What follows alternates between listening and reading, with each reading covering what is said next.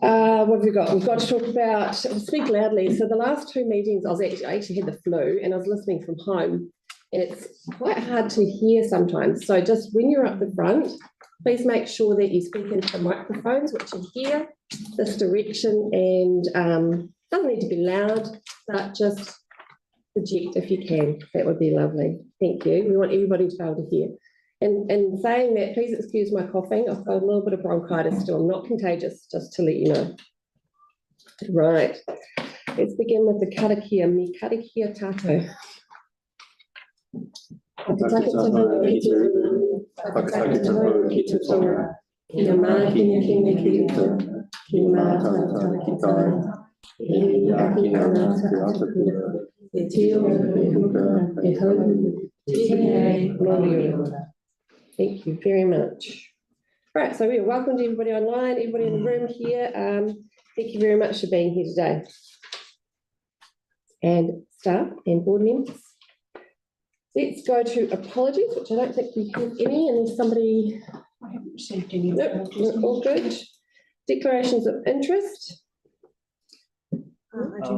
Yes, I do have a declare the item agenda on fence. I won't be participating in voting as I am the controller of that brigade. Okay. Thank you. Thank you. Thank you, Madam Chair. I also declare conflict of interest in respect of kudos. Yeah. Okay, I am declaring a potential conflict for a summer neighbour with your summers. So summer Summers, yeah. Brilliant. Whichever way that works. Okay. So which one? Oh, sorry, 17 first. Yeah, okay, cool. So yeah, I'll be stepping back from that one, and then Nigel will take over then to get the vote. Confirmation of previous minutes. Can I have, well, actually, is there anything that needs to be changed, added? Just one item, just a thought. I don't know what is the advice on that about Kapo Hostel. Kakapo Hostel in Pigeon Bay.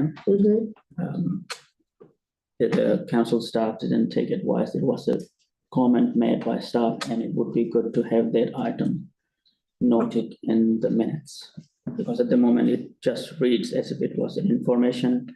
Sorry. And nothing else came out of that. Which item is it? Sorry, Madam Chair, I'm lost.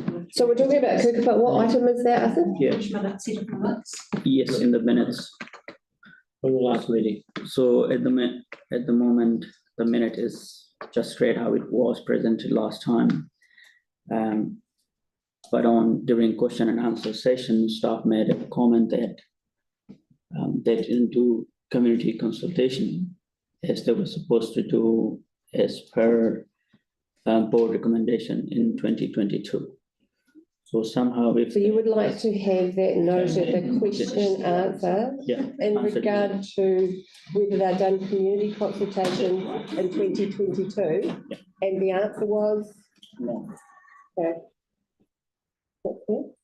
Which item of the minutes is it? Yeah, please. Okay.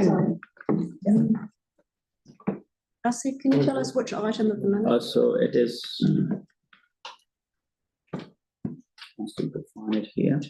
It's a Kukapa briefing. Kukapa. Your number? We'll just proceed, and I'll find it and send it. That's all right. We got a minute. Yeah.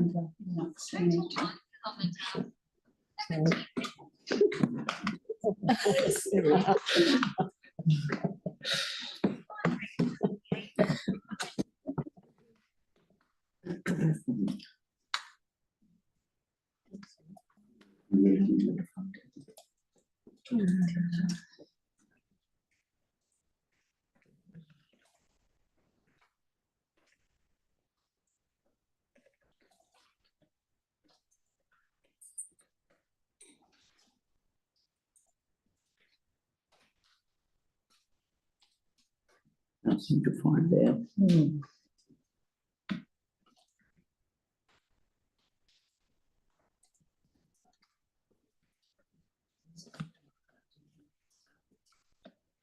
I'll bring that up in the member exchange program. We should proceed as. But if we're gonna accept the minutes, we need to have an amendment. Well, we could go back to that then. Okay.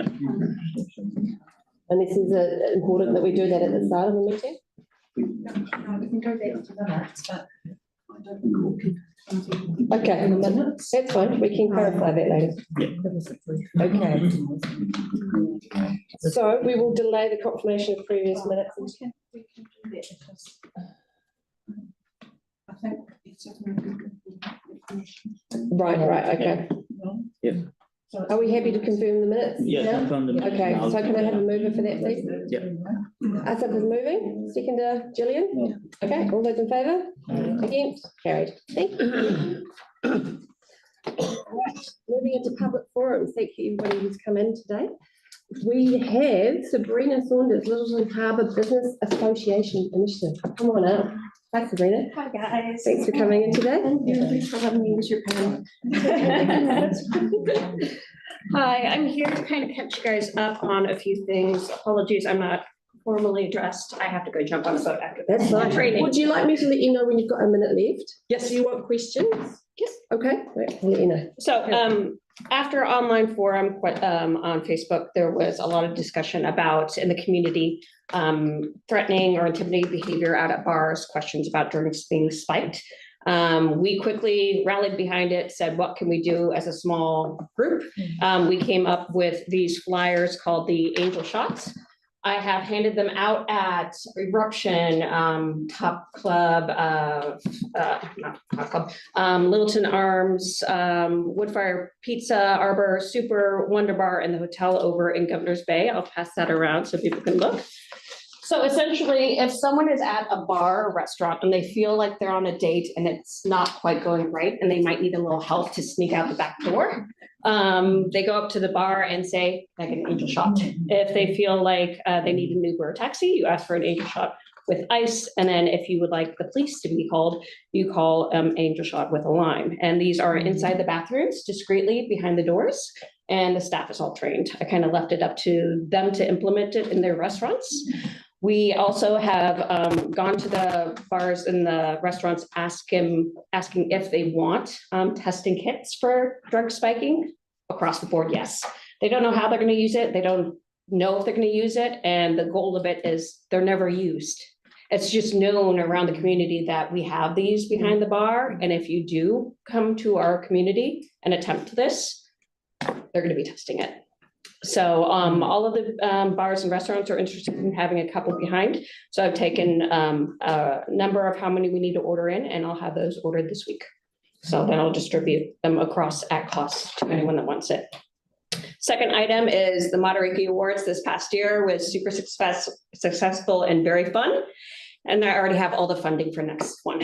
So that'll be our second one. So I found that out a month after I completed it. So I was like, we just finished. Well done. The last thing that I'm here for is a youth initiative. So we had a meeting here last week where we had all the principals of the local schools, Diamond Harbor, Governor's Bay, Littleton, as well as the youth groups, kind of identifying Littleton children and how we might be missing out on some of them. If you introduce more sports to schools, you don't get more athletes. You get the same kids playing more sports. Kids that are really into art or generally have their own group of people. And if parents do not have the resources to drive them to the community areas, to the playgrounds, the theater, into town so they can socialize, it can be very isolating over here. So we decided as a community that we're going to actually kind of piece each other apart. Littleton's going to look after its own youth. Paul Dice was the one that came up to me. So with this meeting, we realized that with the youth offenders, when they don't necessarily deal with kids from Littleton, Governor's Bay, or Diamond Harbor, it's not until our group of kids go over the hill, have to find new groups, new communities, and they find this really cool group of guys, girls, and like, hey, I want to be your friend. What are you doing this afternoon? Like, you can come hang out with us. We're gonna go boost a car. And they're like, I want to be friends with these people. I'll boost it with you. And so we get in that bad habit. And so what we're trying to do is create a community of kids that may not be earmarked for university or college that may not at 17 want to choose their career path, pay tens of thousands of dollars. So our idea is to do tasters within the Littleton Harbor Business Association. So you go to Bomba's for the afternoon and see this beautiful pizza that's been fermenting for 30 hours. Oh, this is a great thing. Well, how did we get here? Let's start making this from scratch and see if you get really passionate about it. Get them down to the garage mechanic, get them involved with the Littleton Port, get them involved with what it takes to become a skipper for the ferry, running a hotel, running an accounting firm. So that is what we're working on. We have reached out to Rākaihautū to see if they would be supportive. And we're just kind of from the floor up, just creating this and what it's going to look like for our kids. Right, sounds fantastic. Amazing work there. Thank you. We have time for questions. So. That looks like yes, Tara. Thank you, Sabrina, for what you do. The angel shot, so that's that initiative, is that kind of a, I mean, where's the sort of the spark for that come from? That because in the States, we had them at all of our bars. There was kind of like a take, and it was interesting. I was at one of the restaurants in town, Pātaka, and I go in there, and on the back of the door it said, if you're uncomfortable, ask for the bartender Angelica. As I was like, you guys already have it here, Right. but it's just it makes, as a woman, you know, I'm thinking of 20-year-olds going out as a group, you know, maybe going on a date for the first time. It's a little uncomfortable sometimes, and this is a way that I can go to younger people or older people and say, come down here. We have a reputation, but we will make sure you're getting home safely and that you're having a nice experience. And that if it isn't a nice experience, that doesn't mean it's ruining the night. Let's help you. Nice. So, yeah. Okay, cool. Last question by Kathy. Thank you. Amazing stuff. Just in terms of your environmental stuff too, you are doing a lot in that space, and there's room that we could work together on. Yeah, I would love to do some more work because Paul arranges the litter hunts and things like that. And collaboration. Yeah, we met with Hamish with the volunteer. He spoke at our last Biz Buzz breakfast, which was delicious. We had a barista and bacon. And we also had the emergency Felicity with the emergency hub speak. So we, with our Biz Buzz events, it's quarterly.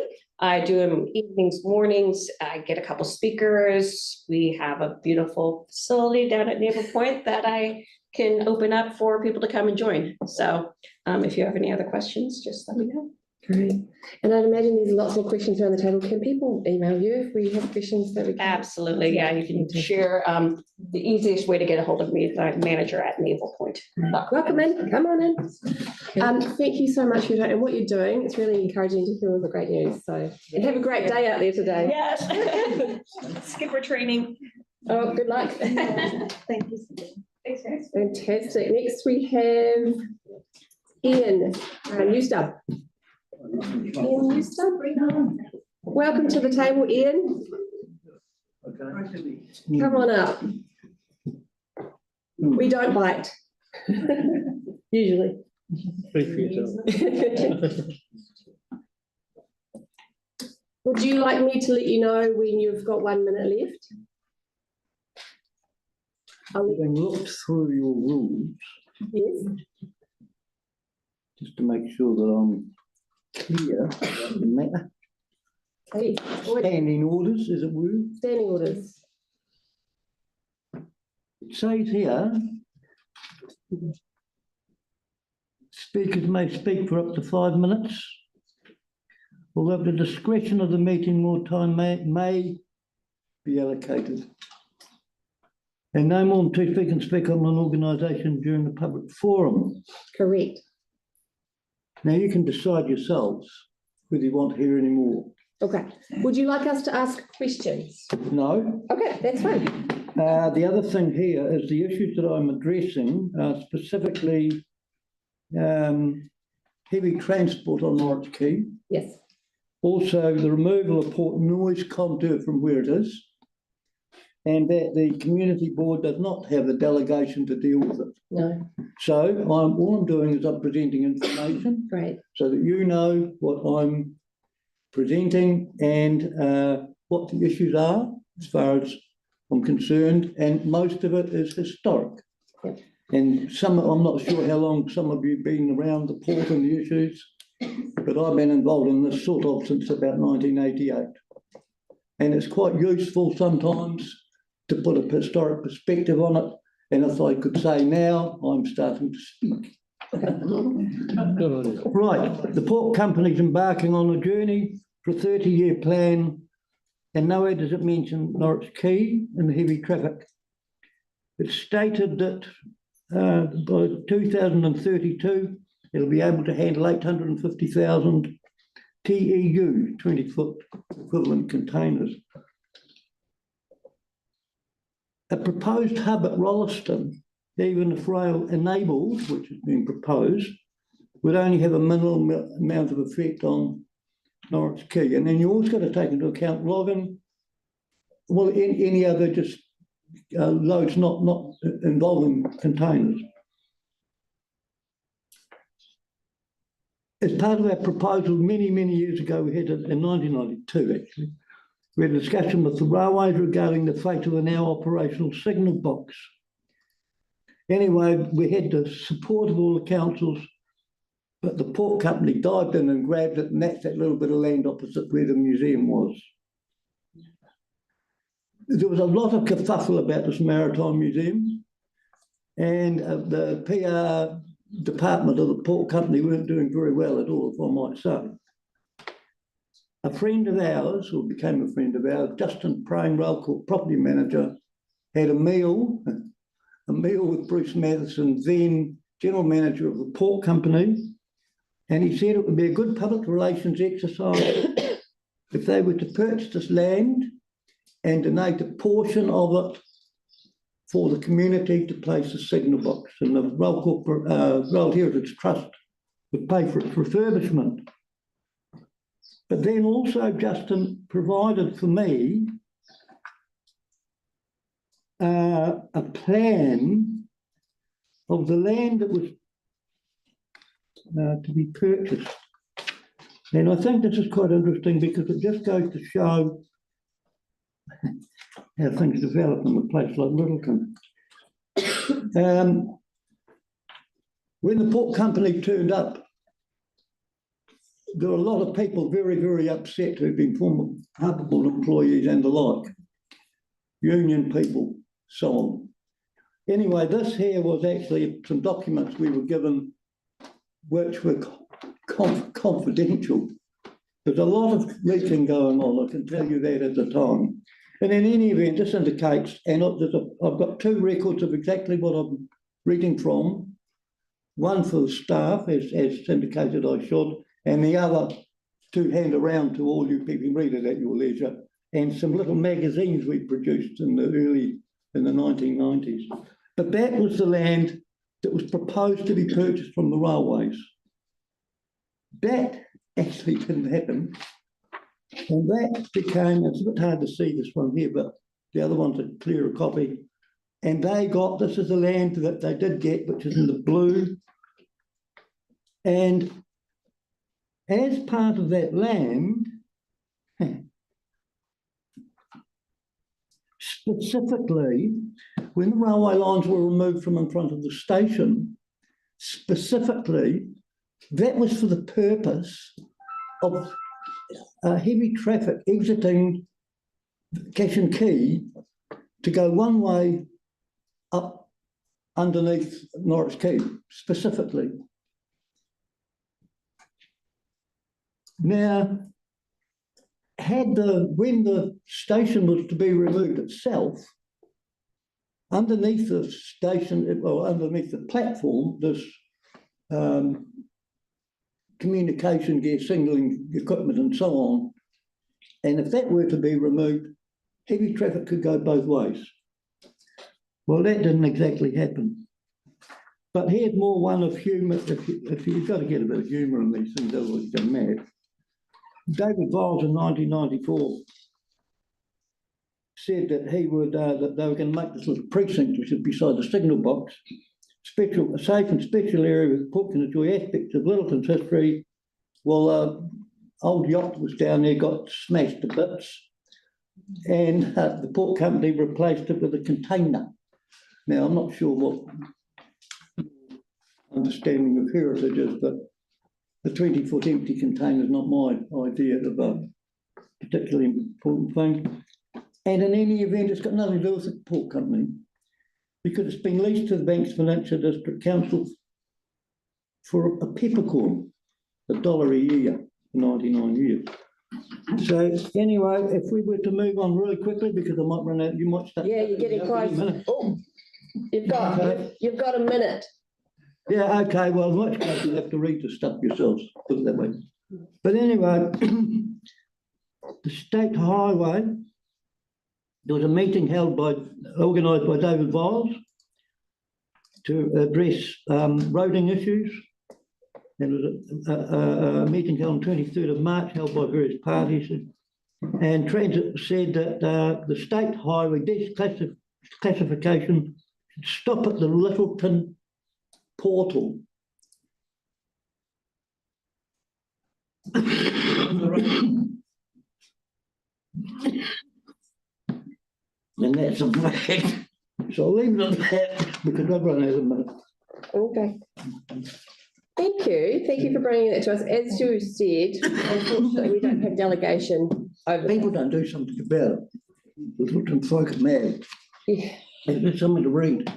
Do you have a question, Do you want me Tara? to read it? Do you want me to carry on? Well, we don't, unfortunately, we've given you extra time already. No, Sorry. get it. But we do have a question, if you have a moment to do that. I've got copies of this. One I'm supposed to give to the staff. And there's another one here, is a handout for all the community board members to read at their leisure. Yeah. And I think you'll find that a compelling case should be made for heavy traffic to be relocated off the road. It's good for us to have this information, although we don't have any delegation over it. I'm aware of So that. thank you very much for letting us know, because we are members of the community as well. So this is important for us to know. Well, playing dumb and stupid if you don't do something about it. Right. Thank you very much for your time. And the personal right of people interested, the movers and shakers in Littleton. Right. Thank you. Thank you for your time. Okay. Thank you. That one's out. Yeah. Oh, no, no, no, we're good. The moment is fantastic. It was personal. Presentations of petition, none of those. We've got Cass Bay Reserve Committee training plan. So we've got Jenny, Paul and Linda, come on up. Look forward to hearing this. Don't let me forget afterwards, Jenny, you've got your dissertation straight after. I've got a note here, but don't let me forget. Maybe. Okay. 163. I'd like to welcome Jenny from the Cass Bay Reserve Committee and Paul Devlin, Manager of Regional Parks. You have before you the Cass Bay Reserve Committee Triennial Plan, which identifies the committee's priorities for the next 3 years for your acceptance and support. And this plan supports the aspirations of Whakaora Healthy Harbour project. We also have the reserve schedule for your endorsement. So I'll hand over to Jenny to talk about the committee's priorities. Always going to do that. I can. I'm hoping you guys have all seen the document. It's pretty straightforward. It's somehow we managed to achieve the last 3 years without having to have the plan accepted because I think we ran out of time. Well, I think we did most of it. Yeah, we did. We did Actually, it was all. presented. So this reserve committee has been outstanding. They've really shown what I think you hoped reserve committees would be able to deliver.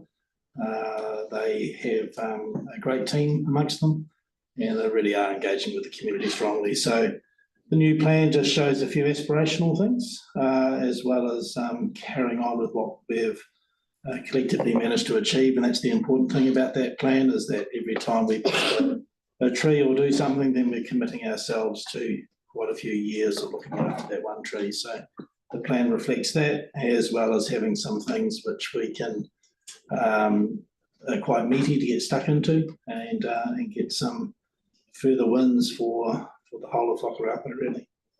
So that's And the the plan. city too, actually, because our reserves are being heavily used by people coming from Christchurch. I met a family on Saturday who'd come from Pendleton to walk on our tracks. So it's a citywide asset. Certainly it's great to have a framework to move forward in. We planted our last trees for the season on Friday, and we're straight into weed removal next week. So as Paul said, it's not just a matter of planting a tree and hoping that it's going to grow. We do look after our trees for the first 2 years or until they're established. So we have a pretty high success rate. Yeah, and there's a nice mix there of biodiversity work and recreation. So it's the Cass Bay area that the Reserves Committee has an interest in is it is turning into more of a regional asset now, as well as just a local one. And the photographs behind are some of the things that are happening in our bay. Fantastic, amazing. And I thank you for giving us some money so that we can we always try to have morning teas or a barbecue afterwards, and the fantastic feeling of community at those events is really great. And I think, well, actually, everybody got 38 people to their planting days, but apparently it's unusual. So it definitely helps. And just building community is such an important thing.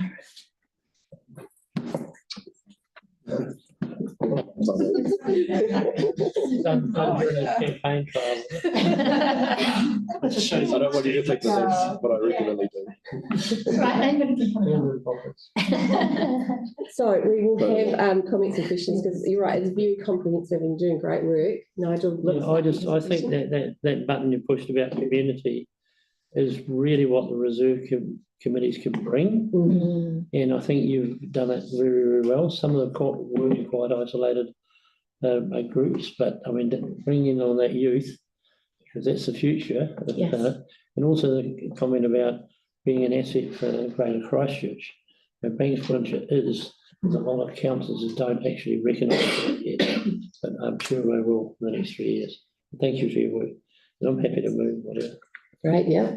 See if we've got any more comments or questions, but we'll hold on to that move. But I agree with you, Nigel. It's fantastic. Anything anybody else wanted to comment or questions?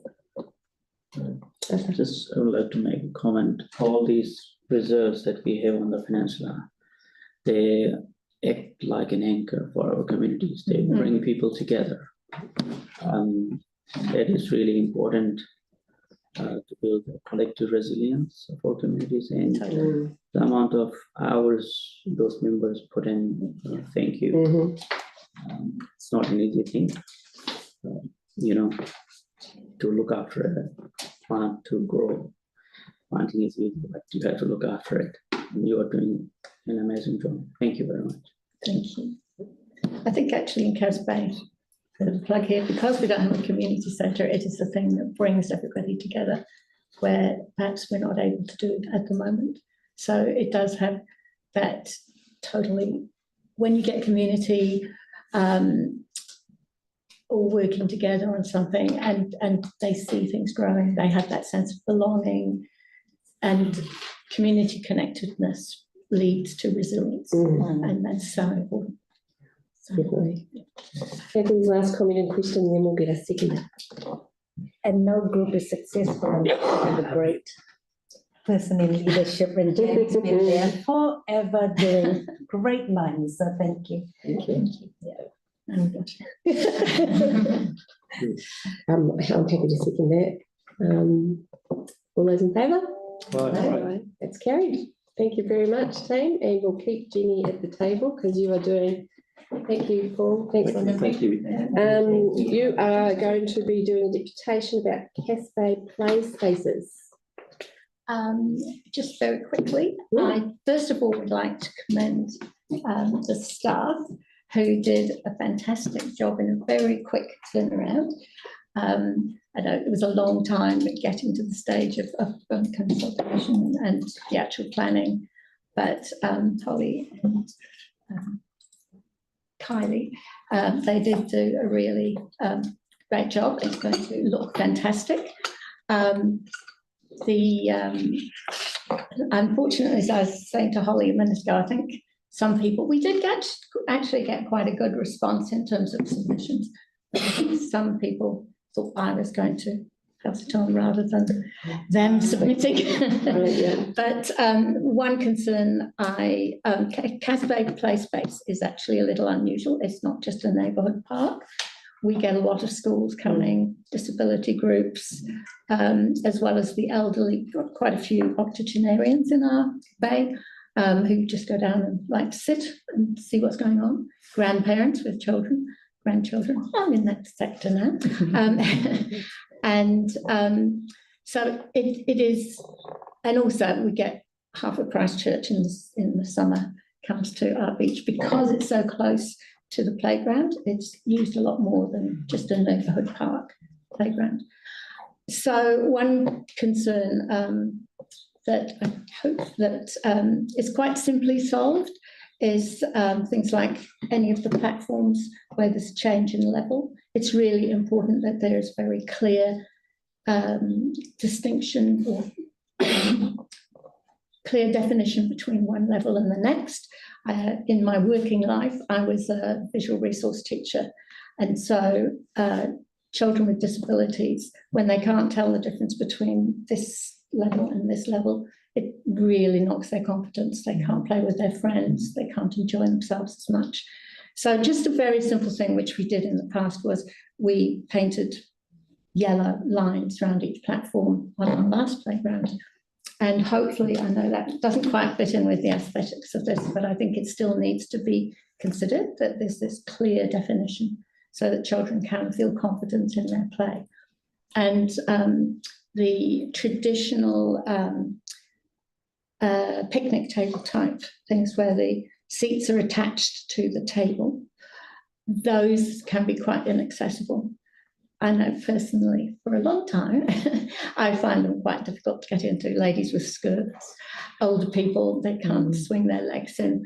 But even if we, at the moment, throughout our reserves, we have hexagonal tables, which were made by Odyssey House, which is another win-win that we're helping another community.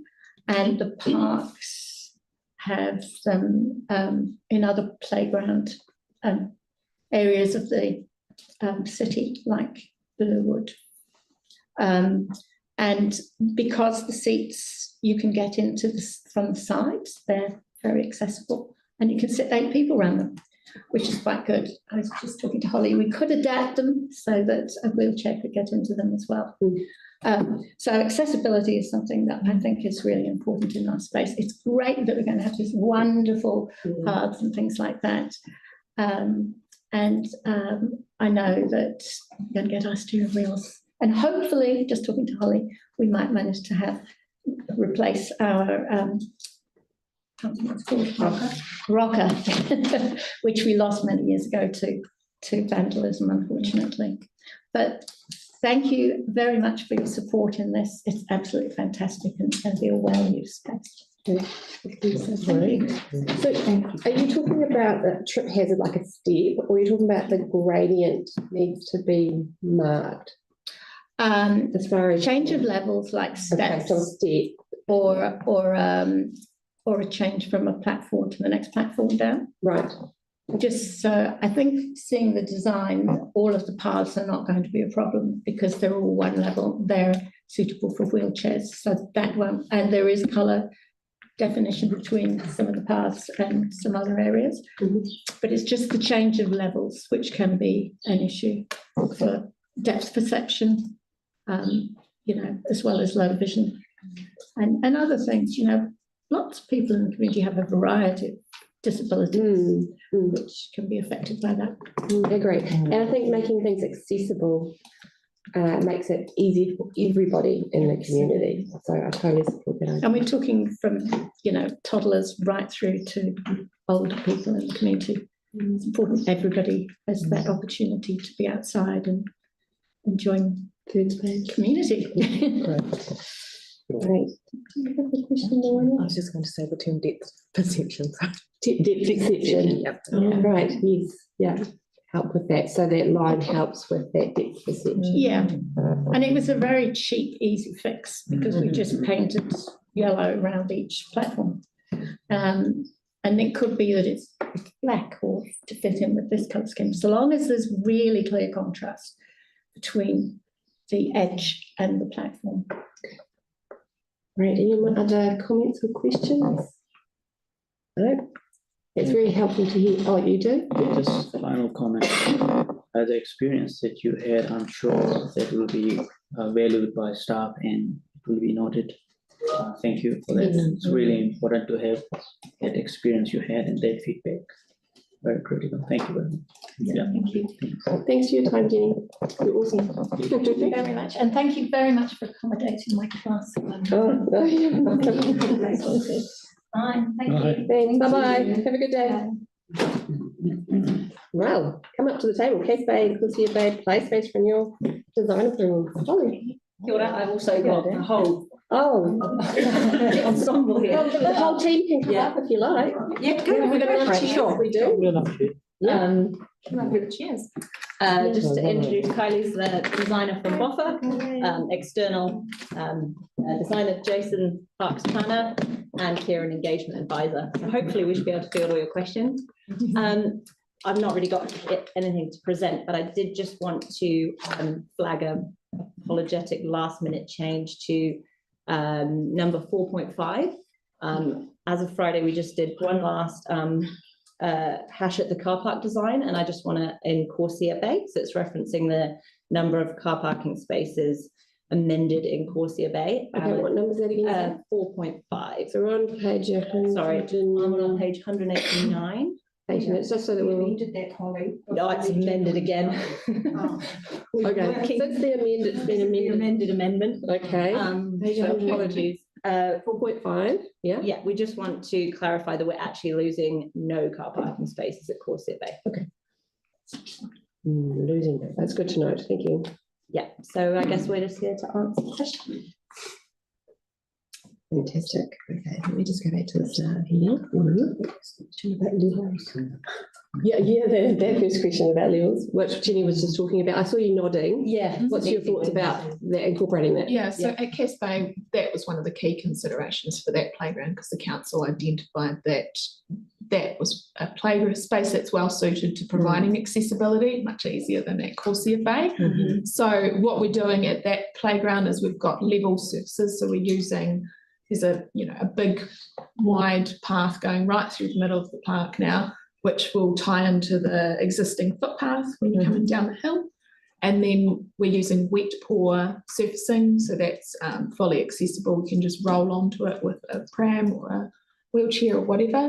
And we're providing access to the parts of the assets that we can have full accessibility to. So the slide is the key one, and the other one is the spinning object in the swings at the bottom, the basket swing. There's only in fact one platform, and it'll be the difference between wet pour and then it will go onto a wooden platform, so they'll be really clearly two different colours. So we could add a yellow line if Sounds like that would be necessary, but helpful. it's a really easy, there's already a differentiation. Yeah. So yeah, that's So you easy can one. roll straight onto it. So there isn't a change in level. You're just coming straight off the footpath, and then there's where you go onto Yellow the line, slide. Sorry, that's not you guys. The yellow line might confuse you. Yeah, because it's not a Yeah, change. so not it's being change. treated as one surface. It could still be helpful potentially for visually impaired people to understand the difference of the surfaces, so they're just. Is there an international standard for that type of thing? It's a normal. The place standards. Yeah. Not for the site, not for the visual stuff, it's not an international standard. No. But the council's Accessibility. adopted the accessibility standards, which we are doing our best to achieve as much as possible here. That's great. Within the budget. Within the budget. Everybody's a key, isn't it, Julia? Yeah, I have a couple of questions. One, I mean, there's a lot of information here and you've done an amazing job. I remember some of the submissions about, I think it was mostly about Cass Bay. They were talking about provision for older people for exercising, and I didn't, extensively go back and figure out what is there for, or if there is anything for older people. But I know it must be hard to cater for like a 2-year-old and an 80-year-old. And to be honest, adult exercise equipment was outside of the brief, and it's certainly outside of the budget and the space. We ultimately only have a very small amount of flat space there. We would be changing the level of service if we wiped out some child tamariki play equipment and put adult in. So it's not exercise equipment, but I guess my sort of personal idea is that adults can play on children's equipment too. So yeah, there's the flying box for the youth space. So yeah, I guess the short answer is we haven't provided adult exercise equipment, no, because what we also recognised in this space is that the reserve and the walking tracks and the beach offers quite a lot of adult recreation. So we wanted to provide very recreation for young tamariki. We did change the design fairly late in the design to provide some overheads at Corsair Bay. So we've replaced a sort of a lower balance beam onto the main structure so that there is that kind of ability to hang at Corsair Bay, but that's not provided in case. Oh, okay. All right, yeah. And I had another question, which was about the walking access to, well, I'm thinking specifically Corsair Bay, that I live in Corsair Bay and have spent many times down there. So I'm really pleased to see that there is that pink line marked for these where the existing track is and that gets used. But I've always thought that there should be a small link, or could be, and quite easily, between the top and the middle car park, just that, or between a couple of the two car parks. Wouldn't be very hard. That area is just not used at all. Just a little bit of, there's a few bushes and things through there. The contours and ultimately the existing trees probably wouldn't lend themselves to that. We know, well, we really try and avoid removing any vegetation in these environments, because what's causing me actually the biggest headache at Corsair Bay is the stormwater runoff. And that's it travels where tracks are, and ultimately it's all going into the playground. So it's quite a big hurdle that we've got to get over so that this new play provision isn't ruined with stormwater runoff from the massive catchment area above the hill. So we're trying to use the track that's already there with less gradients, and so adding another track directly between the two car parks was outside of scope, and I just don't think that it would have the right gradient, and it would also require a lot of vegetation removal. So ultimately the two ways to walk are that we're formalizing. It's really just sort of just a desire line right now, the track on the western side, and then hopefully some vegetation clearing when the car park renewal should slightly widen that access road, but it is narrow, and there isn't room for pedestrian footpath, unfortunately. Yeah, because somebody did mention how it'd be great if kids could get down there without having to walk down that road, because that road is, people do wheelies, We are putting it's a serious road. And I might be able to speak to that quickly. So there is, we've found through our site discussions, there is a track existing that goes all the way up to the road. So the idea is that we are going to formalise and signpost to show that there is a means to get all the way to the car park and the beach without actually going onto the footpath or the road. Which track is that? So if you're on the western side of the entrance, the pink line is in the report, right? But it does extend up to the top car park.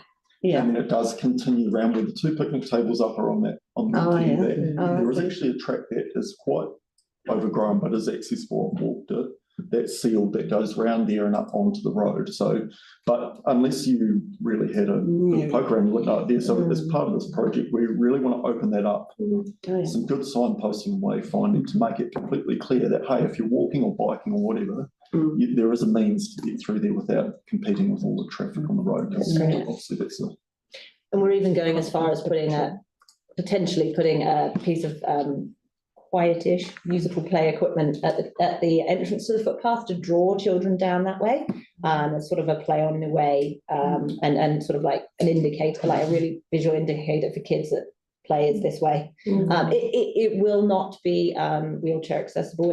It's too steep and out of budget to do that. So, but all the accessible car parking spaces are in the lower car park. But we have improved access to the top of the playground where the existing picnic table is currently. So through the design, we've managed to get accessible route up to the swing set, which we don't have at the moment, and there will be like Casbah, a wet ball surface so that a wheelchair could access that. And then, you know, there's going to be steps from that point because it really starts getting pretty steep there. And did you also say there's some speed bumps as well that'll be on that? Yeah, we're going to add some, what they're officially called, Yeah, speed bumps, into the car park, and more wheel stops, which will mean you can't cut across. Or it makes it very hard as well for people to do donuts and stuff like that. Harder. Still attend it. Tyrone, I think's got the last question. Got it. Sorry, remind me what's going to happen to the big giant concrete mound at Corsair Bay with the tunnels? It's going. We're not having a tyre mountain or tunnels. We've not included tunnels in the new design. They're not great from a SIPTED perspective. From a what perspective? Crime prevention through urban design, little hidey holes and sort of sight lines into the play space.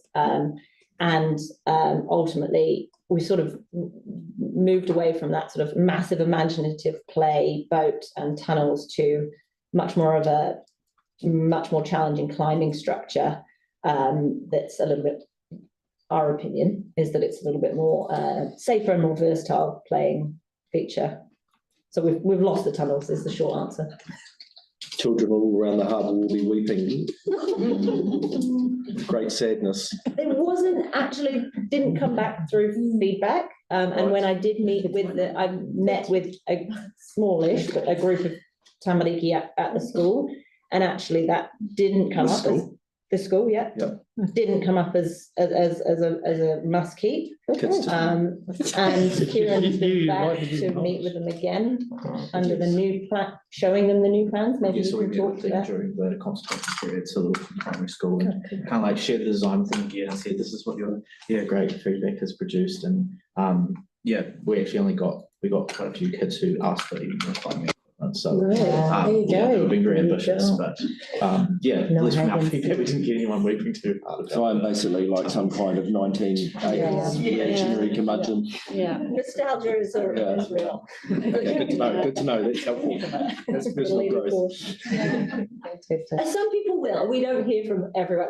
We are losing the pirate ship, which will be a nostalgia thing, and we are losing the tunnels, and we will upset some people, but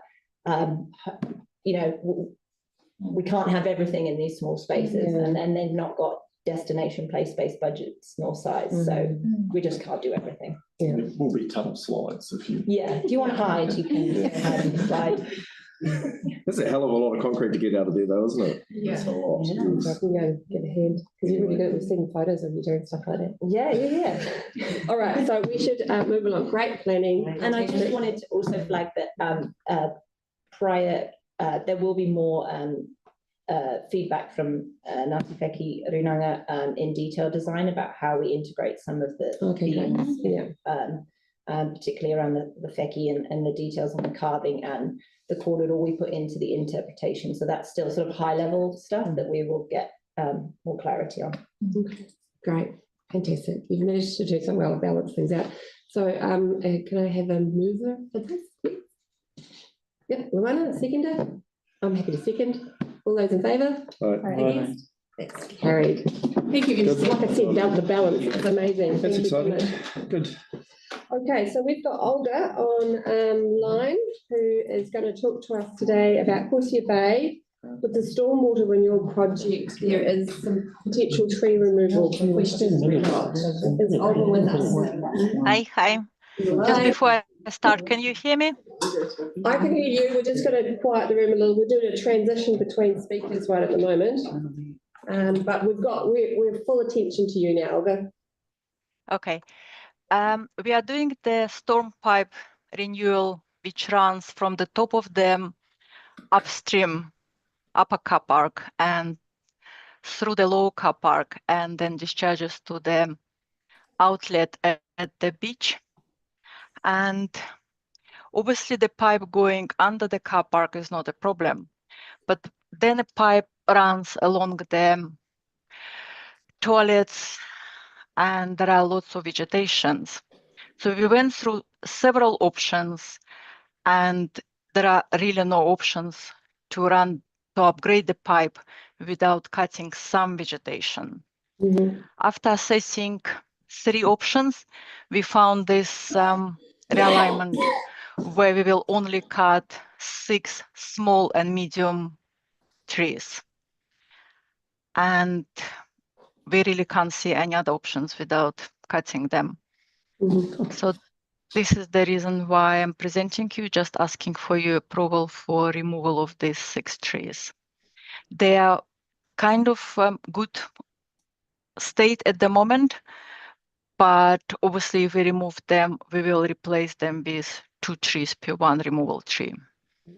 Okay. So from what I'm hearing is you plan to minimize losses. Correct. And that there will be 2 trees for every tree that has been removed due to this project. Okay. Correct. That sounds very reasonable. Have we got any questions or comments?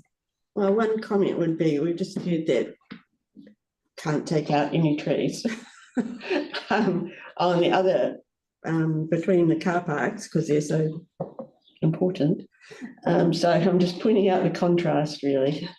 I mean, I can see that, I know that stormwater is an issue here and something needs to be done, but yeah, it's a bit of a contrast. I didn't hear them say that the trees were too important between the car parks. I just thought it was just an extra cost that they had to barrier to do. It's not what I heard. I thought that they said that was one of the reasons why they wouldn't want to do anything other than the slope, which is also query, but yeah. It is a tricky one because stormwater, there does need to be some kind of renewal happening there, and I can see the team has done their best to plan this to minimise the amount of disturbance of the trees already. I guess it could be worse potentially if they hadn't done that. And I guess what 2 new trees for each tree taken out. What? And also, if can I mention, when we were walking there on the path, we noticed that some of these trees are actually breaking the path. The roots are growing very aggressively through the path. So if we don't remove them, then the path will be broken in the next few years. And also what we noticed, I can see Jo's, our city council landscaper, sitting there. I didn't know she would be here. It's we walked with her and we actually noted that by removing 2 of the trees, we actually can do it quite nicely, open the view, and people walking on the path, it will be pleasantly surprised how much of the beautiful view on the beach they will see. And then, of course, we will plant lots of other grasses and small low shrubs. So I personally think that actually it will look much better than it at the moment. Okay. We've got Nigel and then Luana. Yeah, I think looking at the bigger picture here too, with trees, I mean, trees are very important to hold the ground together, but also with the severe weather events we're getting, the damage that's been done when you're the balance between removing a tree and keeping it there is very important. I think getting the water from the sky down through the hill, the beach, without destruction is paramount, and I think I'm happy to move that we do it. Yeah. Luana? I was just going to ask about the stability of that pathway where this tree is, sorry, there's no picture up there. will it impact the stability of that pathway going down to the beach? Okay. So To the, we will do, of course, we will do everything to stabilize the path back, and our structural engineers are working on it to provide some solutions how we will put, either it will be retaining wall or some other structural options. So definitely we will not leave the path without being stable. thank you. Thank you, and yeah, and just to concur with Nigel's comments, and you know, the motor of the harbour is also really, really important. So we have to do everything we can. Yeah. So, but just the tree that's on the that's kind of on the beach. And yes, so, it's a yeah. What sort of tree is it? It's kind of, to me personally, it looked like almost like a bush, but it's apparently it's a tree. I don't know. You can see under the diagram.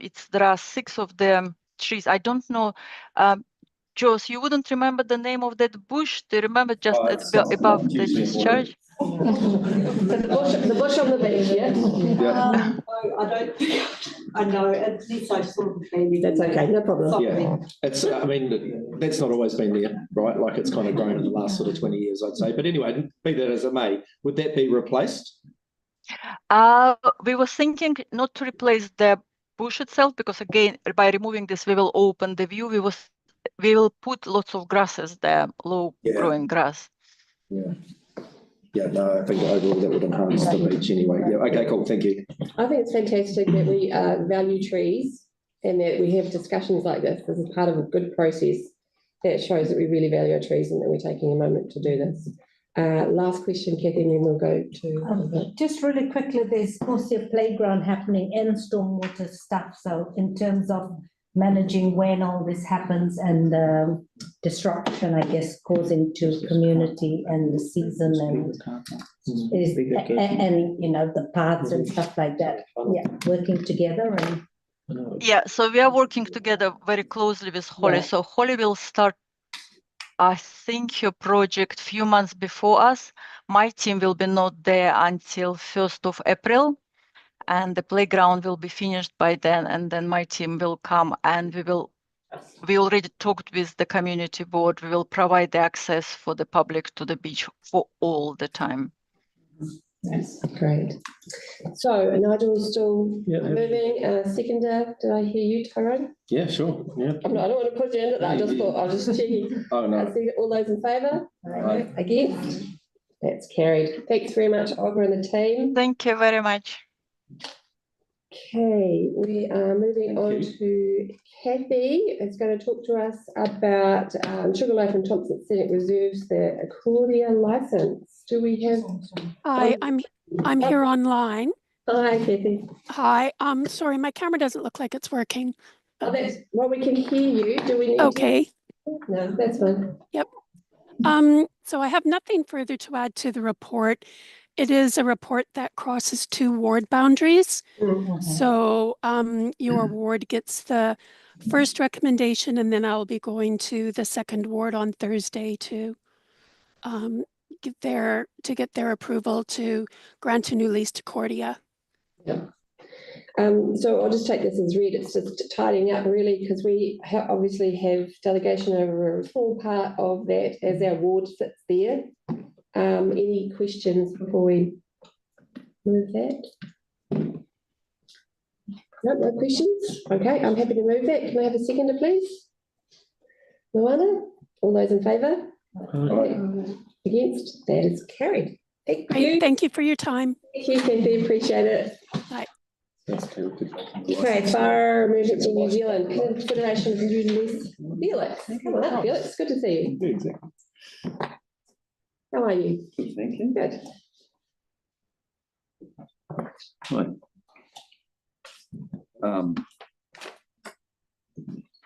Speaks for itself, really. It's a historical tidy up. Any question? Make sure everybody's got the page. So where do we? 219. All right. Everybody just fit, because we're moving quite fast this morning. We just familiarise ourselves with it. Do you want me to tell you what it's about? It would be good to put it up for the public, see? Okay, for the public, is there any? I think these should be. It's item number 17 on the agenda. So there's, a number of sites on the peninsula that are rural fire that were originally purely voluntary and with support of the council. In 2017, they were taken over, incorporated into FENS. And at that time, there was the previous arrangements were just sort of casual. And the sites were put on a temporary license with FENS in 2017. And they want to upgrade their storage there. So it's just storage for uniforms and equipment. So they're already being used, we're just looking to formalise the arrangement. In most cases, there's a couple of changes. That's great. Well done. I think anything that enhances security and safety on the peninsula is paramount. We go through great times of dryness and wetness, and it's not going to be going to be long before we have a big fire on the eastern bay side of the peninsula. So I'm very happy to move anything for this upgrade. Okay. Mover, can I have a seconder, please? Kathy, seconding. All those in favour? Aye. Aye. Against? Thank you, Felix. Abstain. Oh, yeah, and noting that I think this is, yeah. Thank you. Fantastic. Thank you for your time, Felix. It's awesome. Okay. So we've got deputations by appointment next. How are we going? I think we're good. Good. We've got about an hour's worth of deputations. I'm just thinking. 5-minute break. Yeah, I think so. We'll do a 5-minute break and then we'll come back. We're doing okay for time. Just make it a 5 minutes, just 5 minutes, and then we'll come back. Type 5. Type 5. Yeah, we're about 10, we're 12 minutes over.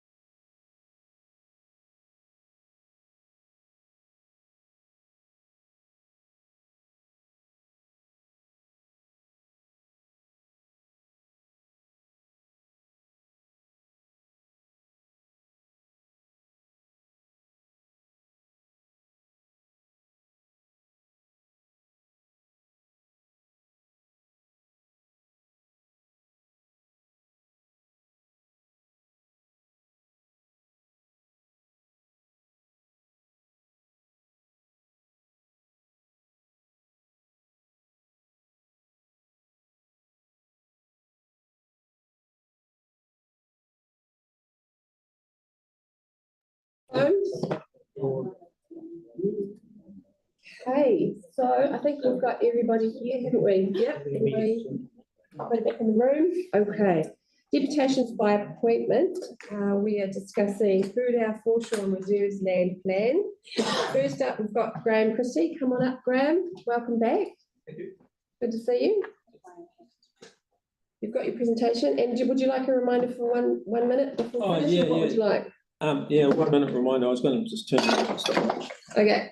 Does this have a pointer or something like that? Can I point this? Yeah, do that and point it over here. Oh, okay. Right, if you want to point, oh, I see. the top button is a little laser pointer, and then arrows are to move. Just make sure it's turned on the side. It's turned on, yeah. Should be showing green. Green, look this one. Yeah. Oh, yeah. Okay. No, that's cool. I'll just get some of the words out. And are you able, if I ask to click through to the next slide, sort of thing? They're numbered up at the top right-hand corner. Oh, the floor is yours. Okay. I'd like to talk about Pūrao and Foreshore, and on there are 3 projects here. There's been wound up into one. One, there's the reserve on the other side of the stream. B, there's the western foreshore, and C, there's the eastern foreshore. I'd like to talk about an imaginary elephant in the room. Nobody's openly says it, but council's decisions are being driven by the idea that there are bodies buried on Pūrao's western foreshore. So I'd like to test that using the expert archaeologist's reports as evidence. So just using his thing. Slide 2, please. In 2009, there was a geomagnetic report, and it states in there in 4.1 about the susceptibility of topsoil within 300 mil changing its magnetic properties. So if you dig a pit or something, you turn it over, you can actually detect this. You can. There's also another effect. This is a fire effect. This is where the soil, the magnetic properties of the soil changes if you have a fire event on top of the soil. The results from the 2009 said possible or likely burials on the western foreshore. 1, 2, 3, 4, 5, 6, you can see numbers, 1, 12, 13, 14, 15, 16, and 17. They're in the yellow circles over here. So that there are possible burials in the 2009 report. Ngātahu have taken this information and they have made up their own. Over here, the yellow crosses. They have made these into burial pits, taken them, and they're in exactly the same spots. Pop, pop, pop, pop, pop. And so they've made the map. They're not possible burials now. From Ngātahu's point of view, they are burials. Next slide, please. These anomalies, 12, 13, 14, and 15, that's these ones here. In the 2009 report, it states that they could be, these anomalies, 12, 13, 14, 15, could relate to fireplaces and possible foreshore dune movement. So just depending. So in the 2009 report, he says they could be actually fire events, not necessarily burials, but fire events, depending on the foreshore, on how the foreshore moved. Okay. Come through to 2024, there's another report. This report, the investigation in 2024, a geophysical survey, it was an extension of the 2009 report. So these reports are carrying on from each other. This time he added ground penetrating radar was used. Okay, the results on the 2024, this is 4.0. The GPR survey, Area B, which is the Western Foreshore, shows the edge of a settlement and the sloping beach, which was covered by a modern beach edge comprised of low standards. Oh, by the way, there is some very important area in here, and there was a Mary Par over here. That is an important area, and they should be doing something about educating the public on what was there, in bits and pieces from that one. Next page, please. Okay. On the 2024, there was no mention at all of possible burials. On the conclusions recommendation, it talked about the archaeological features on the reserve west of the stream. This is over here, west of the stream and under the road. This here is historically a really important area, and there should be some archaeology there, still there. The 2024 survey proved that there was foreshore movement. He went into a lot of time talking about how the foreshore was moving. So these anomalies, 12, 13, 14, could relate to fireplaces as per his 2009 report, because there was foreshore movement. The photographic evidence shows the burial in the tidal zone is not just unlikely, but impossible for 12, 13, 14, 15. If we go over to the next photo. So this is a historical, thing. So this is in the 1930s. We're talking about this area down here. In the 40s, this here is actually the beach, right up to the road, or nearly to the road, a little bit of land. That par that was in here, this here is in the 50s. This little bit of land is still there. That's where the par was, right there, and the beach came up to the road. Here it is here in the 50s as well. The beach came right up to the road, and here's that little bit of land here, and this is where the par was. Next page over, please.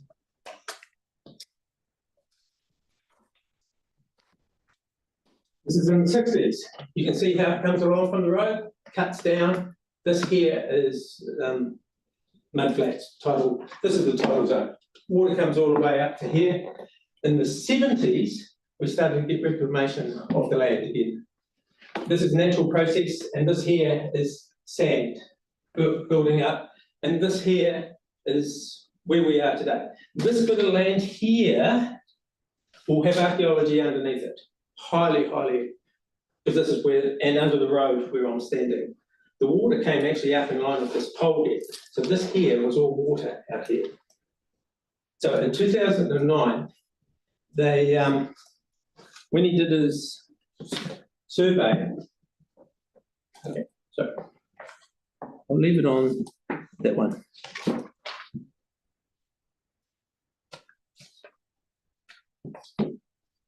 Sorry, I've lost my way here. Anyway,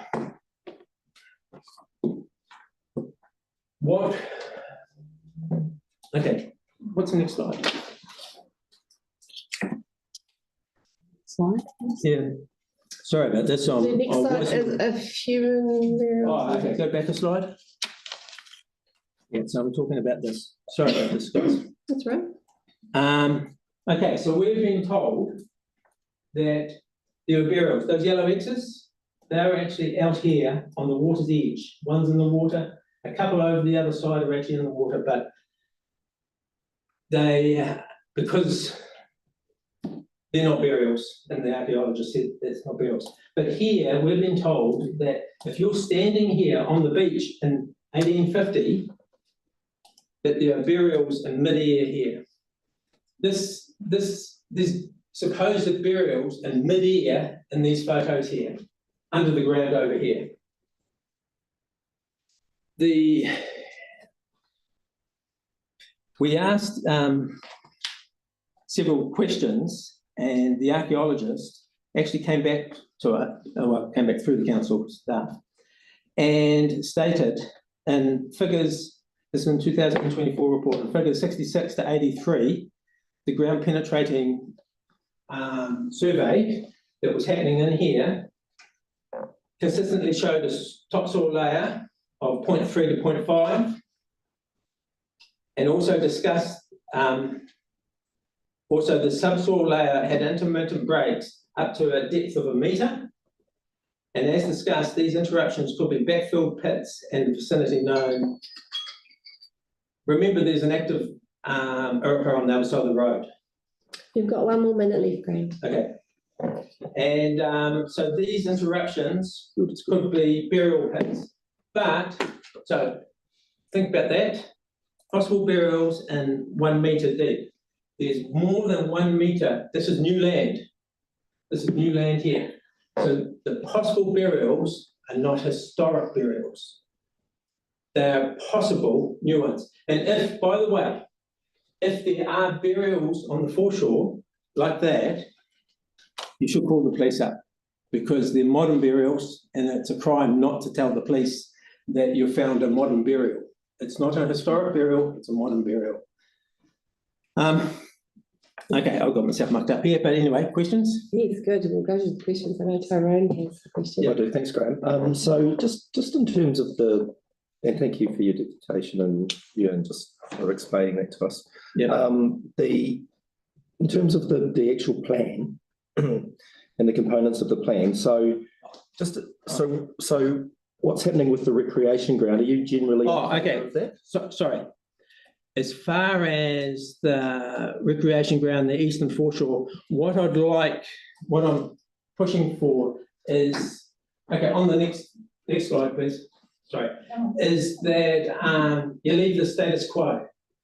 Don't do anything with the western foreshore. So the question was though, like the playground or the recreation ground. Yeah. So you're comfortable with the plan as it pertains to that area? Yeah, there's areas there that are okay. And the eastern foreshore, you're comfortable with the plan as it pertains to that? Yeah. Cool.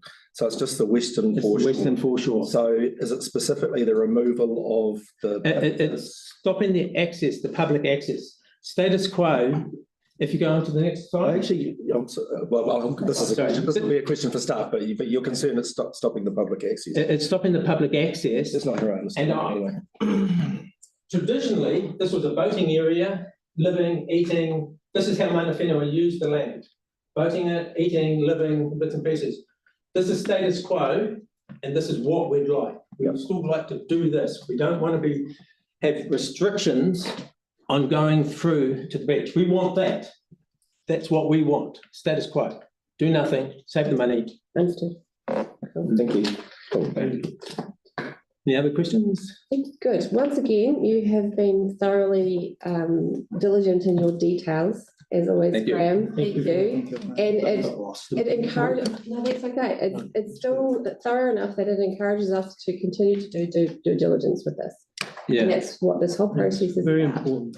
Yeah. Very important. 100%. So thank you very much for your time. Much appreciated. Okay.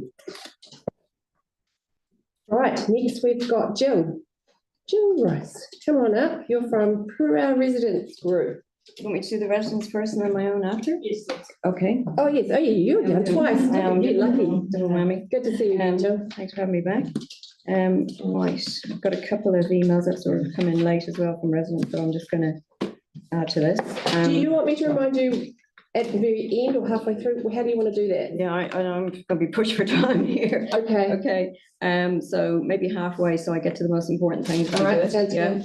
Okay, before I start, I'll just say that, the residents group, I don't speak for everybody, because we are, a relaxed, informal sort of group, but I'm sure you would have seen by Facebook comments and Bay Harbour News and everything, the reaction that we're getting in the community.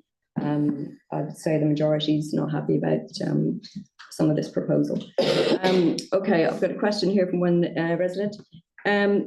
Community board conflict of interest. Do you have a register for this meeting? And Purao, representative from Purao in attendance of Purao meetings seems to have been lacking over the years. It's one of the things that somebody raised, and they've never come and actually to any of the meetings about this consultation or indeed to any of our meetings to find out our opinion. What is the rush with pushing this through? Is it because of the local elections or the changes in legislation coming over the next few months? So that was somebody there. Right. Yeah, okay, we welcome the revised plan. Very happy to see that the toilets are staying where they are. That was a big bone of contention. I think the upgraded picnic tables and benches is really good as well. Very happy with that on the eastern foreshore. However, there's still a lot of objection to that western foreshore proposal, restricting vehicular access with the rocks, in particular for boating. Our last meeting on council finished very abruptly, and we never got any warning about that it was only for an hour. It was just shut down. Thus followed lots of questions, and there's a huge list. I hope you've read them. Yeah, you probably have. We've just received answers to those on Friday at about 3 o'clock. But at 3 o'clock on Friday, for to prepare this for you today, and for you to actually have read those answers, and then for me to actually explain, if we're happy with those answers, that's not enough time. So I would question the consultation timing and period for that. We found that, have you had a chance to read through all of those? I have to ask. Everybody's happy? You've all had a good? Okay. Right. Some of the questions that we got back from council, we would say that they're not actually answered. They're just being deflected or referred. They're not answers in full. There's still many outstanding answers. I think it was a real rush, if I'm honest. Residents have found this process to be quite undemocratic, especially around that time frame. And yes, the community is not feeling very heard at the moment, I'll be honest to say as well. Engagement with the residents after this project was first initiated, it was very delayed. This would have been avoided if revisions, you've come in with revisions of the plan. If you'd come to us first and actually worked with us to develop a plan, I think we wouldn't have a lot of these issues here today. I think it would have been good for a plan to be developed with us rather than here is the plan. We'd come up then with a revision, but it's not really the answer to what our community needs are. I received an email actually from a resident over the weekend, and she's quite upset about the Disability Assembly's response. She says, I'm a mother of a child with a mobility disability and a Pūrau resident. Please see below how you have been involved in the process by CC and mentioned as being agreeable to taking away easy access to the Pūrau beach. I find this a backward step for the disabled community. The following has been copied and pasted from an email sent to Pūrau community from CCC. This has gone up on Facebook. Please plead CCC response to the question raised about the disability on the Western Foreshore. This area at the moment has the best access for people with mobility issues on the beach, and to be included in activities as you drive on the large grassed area and have access to the picnic tables. In their new plans for the western side of Pūrau Foreshore, this area will have no drive on access and picnic tables will be removed. There is no provision in their plans to provide a substitute. I think this is a shame and a step backwards for our community. This is all happening very fast with a meeting planned on Monday. Shame on Disabled Persons Assembly, that's their opinion.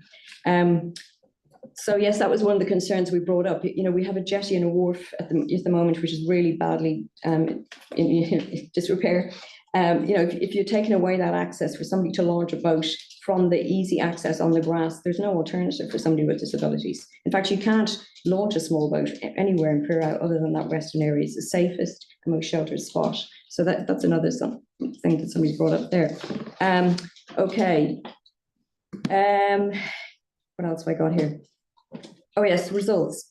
I did send through some stuff, actually, if you could just, how do I go to that next one? Oh yeah, I went through, and I've got an attachment here for you, and I went through all the results, and actually that was one of the things that we found, that we were consulted on 3 different areas. It's been shoved into one foreshore only area. When you actually separate them back out into western and eastern foreshore areas, the results are quite different. You get a no to the western foreshore area. You get a no to the eastern foreshore area. Okay, that was then revised. Eastern foreshore area is probably more acceptable now, but there's still a resounding no to that foreshore area. I actually wrote in part to that foreshore on the western area to be that was my submission rather than a no, because I was quite happy to see some extra planting but if I'd known how this would have been used, I wouldn't have done that. I would have said no. That would have tipped the balance. Your results, it's 50-50 according to council at the moment. They're very, very misleading results. They're not a true picture of what the community is feeling. You've got 4 options here today. you've got, to accept the plan, you can change the plan, redesign the plan, or, just leave it as it is. We have got one option, which was just, this is the plan. Why didn't we get those options? I have to ask that. One of the things that I asked as well was about the land is actually in part under the, if that's the next slide, the marine area, coastal marine area. You'll see with the Meanheim water tide actually defines, so this is how the coastal marine area is divvied up and who's responsible for which area. Now, some of that falls under the regional council jurisdiction, and I don't know why they haven't been consulted in this and why they don't have a say in this, because some of the land is actually under their management in the regional council. I know a lot of stuff's on hold at the moment, but I asked that question, it hasn't been answered. I think it's really important, because actually what you're doing is actually changing the management of that land, and they should be involved as well. So I'd like their opinion on that too. Okay, the Budel Finlay letters, they kind of quote one of those case studies, Ours Not Mine's Limited versus Hauraki District Gulf. That was talking about the determination was about placing any obstruction in a legal road constituted a nuisance under common law. But in that case, the nuisance was mitigated by the obstruction being able to be passed by vehicles. In the Pura case, the council are planning to obstruct access to the legal road, and in so doing, that will constitute a nuisance. This will be illegal under common law. It seems a bit flawed. What you're doing is actually, we feel you're closing a road. It's as a road corridor. We don't believe just the Local Government Act has the powers to do that. I think there's more to it. But the Budel Finlay letter also talks about the subpart 2 public rights and powers over the marine coastal area. They're talking about going from land to sea. But what they omitted to say was part of that is to engage in recreational activities in and on coastal marine land. You can't now launch a boat if you were going to put those rocks across. So they haven't considered that in their letter as well. They've just targeted one particular thing. During the consultation, we were told all about this being a recreation reserve under reserve management, but we pointed out there was road parcels here. So that has changed now to being acknowledged to being a road. So, the consultation has sort of been a little bit misleading the whole way through. I'll talk a little bit about the 2006, there's a landscape project. I'll go into that in my own personal one. But rocks were put across the whole foreshore. This was done with Banks Peninsula District Council. The community wasn't happy. Actually, there was a lot of tension there. So half of them were dug up and then they were put north. That's nearly 20 years ago. It was a bone of contention then. It was a sore point. It still is today. And that is the feeling in the community. They don't want to be restricted from having access to the sea. Right. Here we go again. Badr's listening. I see he's online.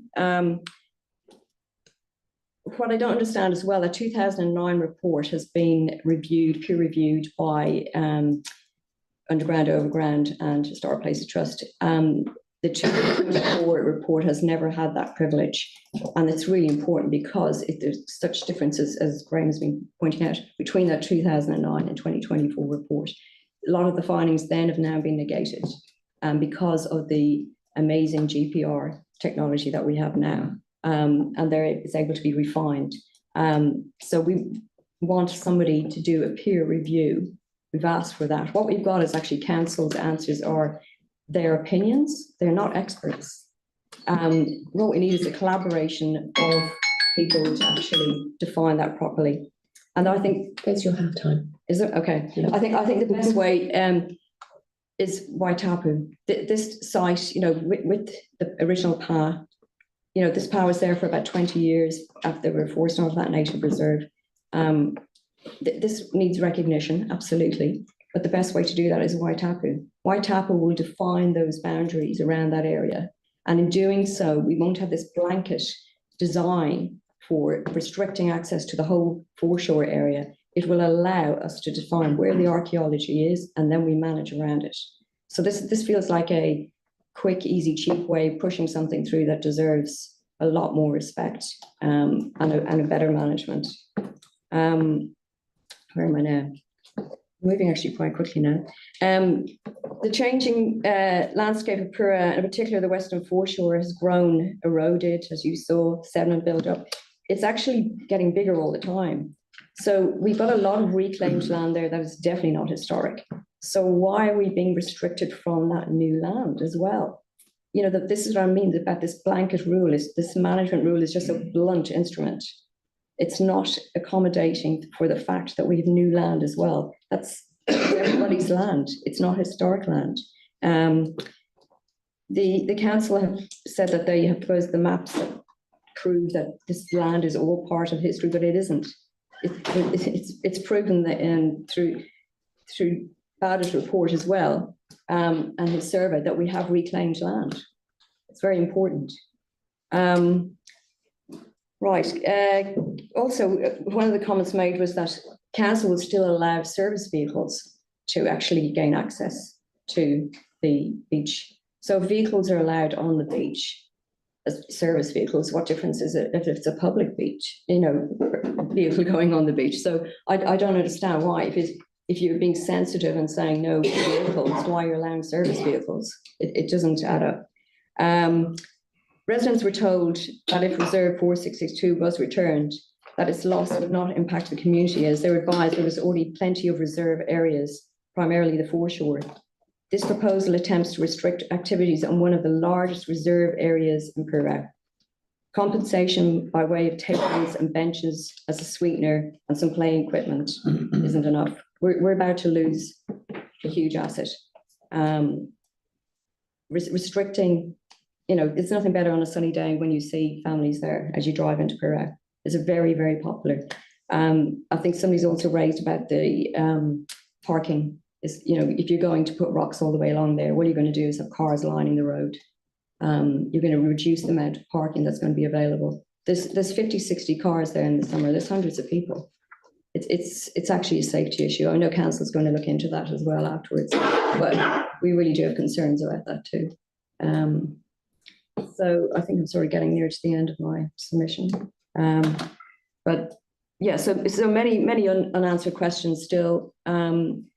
Not feeling very much heard, and I guess feeling that it's just, one of the comments I've heard is that they feel like it's just a done deal and it's all going through regardless of whether we have an opinion or not, and we are feeling a bit kind of let down. So there you go. Feeling a bit nervous.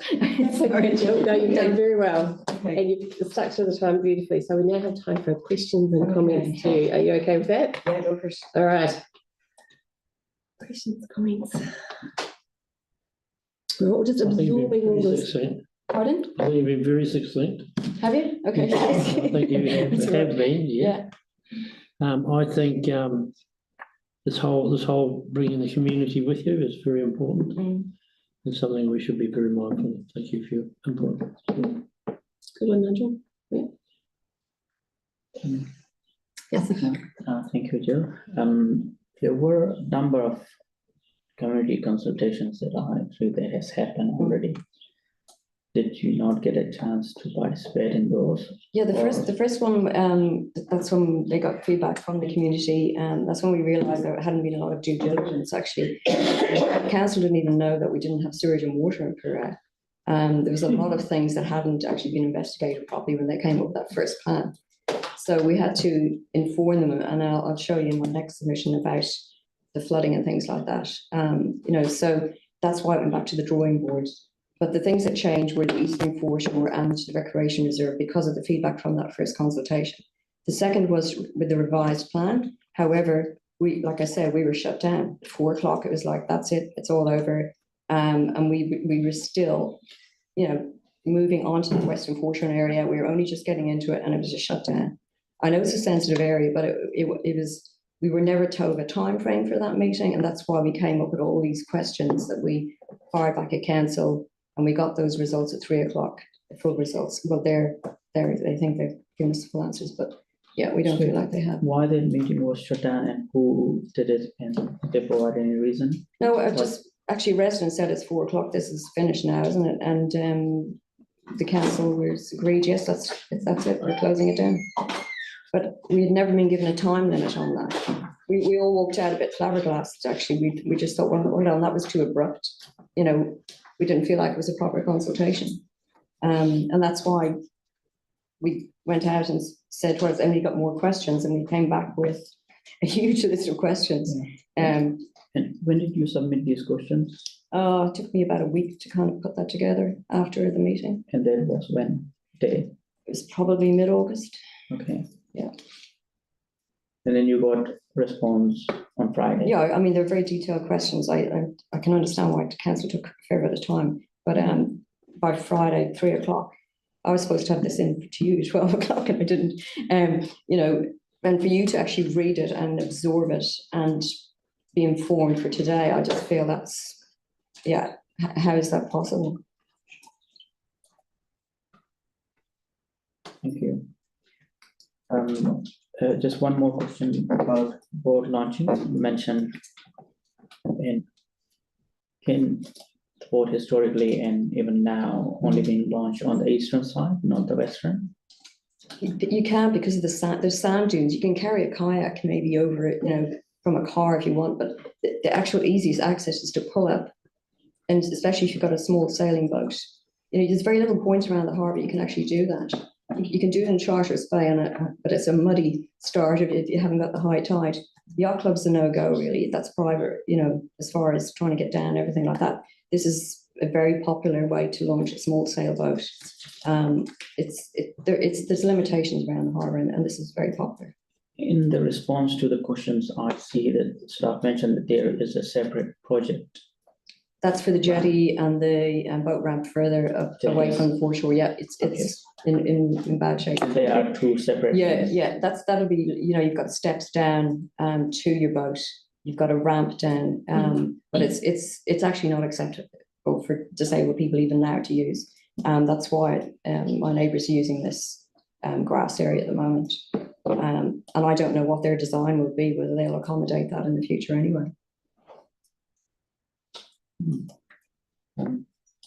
Just one last question. You divided the foreshore into various segments. Did you discuss that with staff at the time when you had the community consultation? It was just consulted on 3 separate areas, but when it came to actually doing the consultation, it's just foreshore has been all shoved into one question about approving it or not approving it. So it hadn't been divided out into Western and Eastern in the consultation process, which means that the results you've got are joint results. And I've tried to dissect them out. I mightn't be perfect, but looks to me like it's a no.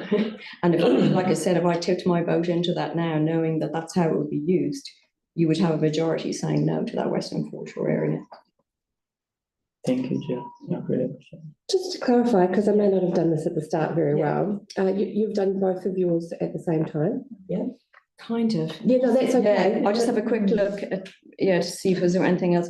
Yeah, it really was only the landscaping, that was my husband's contracting, isn't it, at the time, that went right through the Western foreshore area.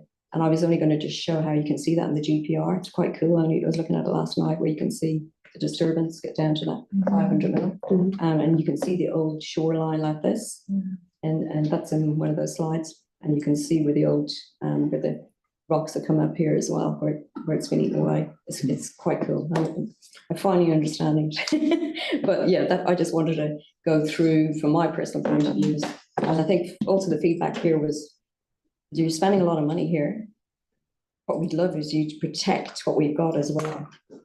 Some of it just seems, with the coastal adaptation as well going on, we want you to spend the money wisely. Not on assets that are going to disappear in a few years as well.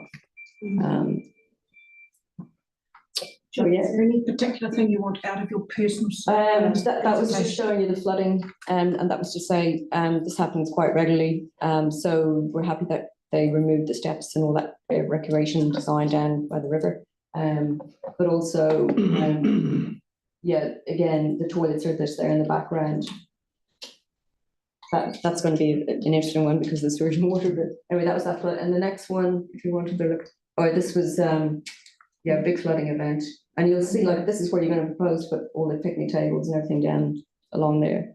So the Portaloo went out to sea and the recreation ground bark went out with it. But that, I mean, that was a freaky event, high tide and everything as well, king tide. But you know, it's happened a couple of times.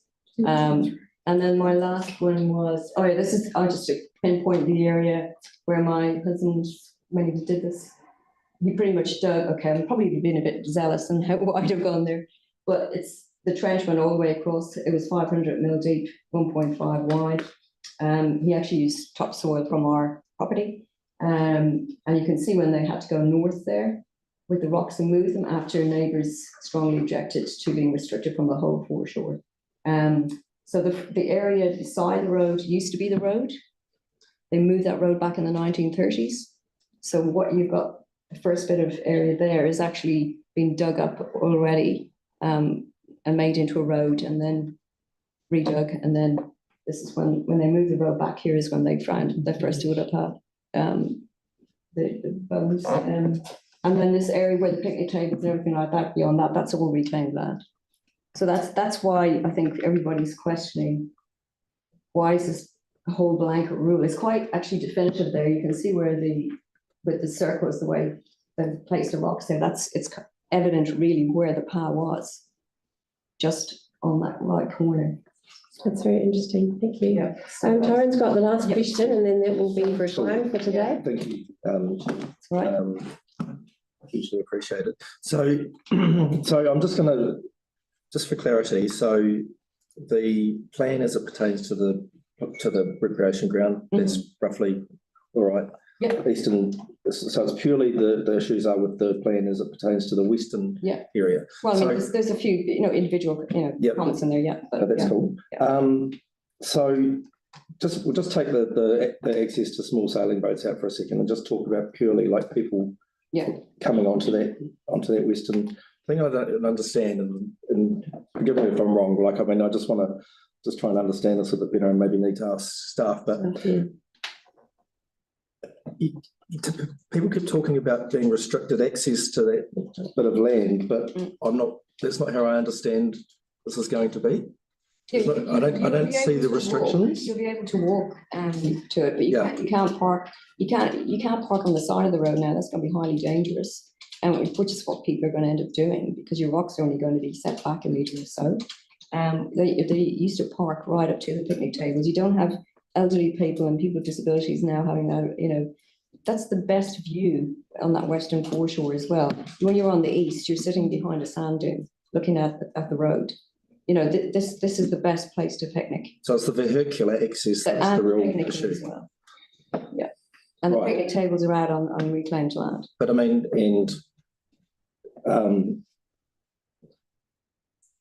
there would be no restriction on you having a picnic there, right? As I understand it, and I'm sort of dabbling into some picnic tables then. Removing picnic tables, sure, but you can still take a picnic down and eat it. That might not be culturally appropriate, but it's not culturally appropriate now. But I thought you were going to put signs up restricting that.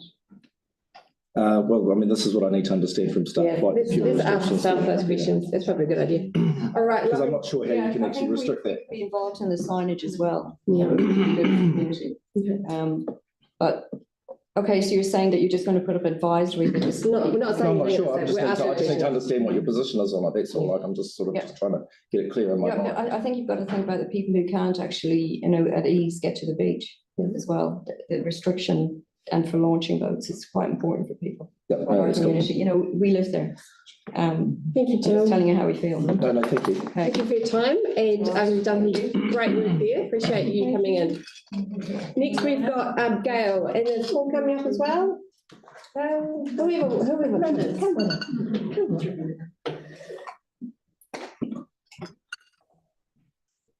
Our resident. All right. Welcome. So would you like a minute warning before the end so we can ask questions, or what would you? Yes, that's fine, but I don't think we'll take that long. Okay. So, kia ora, ko te poho tamatia tuku maunga, ko whakarapu te moana, ko whihi te marae, ko te hapo nā te whihi te hapo, ko Gail Gordon te kuinga, nau rāpiki ahau, and so and I'm here with my sister Lynn, who is also from Rāpaki and Pūrea. So my name, as I say, is Gail Goulden, and I'm here to speak on behalf of Te Hapa o Ngāti Whiwhi, Rāpaki Runanga. First, I'd like to thank the Council Parks and Leisure team and the Community Board for providing us with the opportunity to speak to you around our preferred outcomes at the Pūrea Reserve.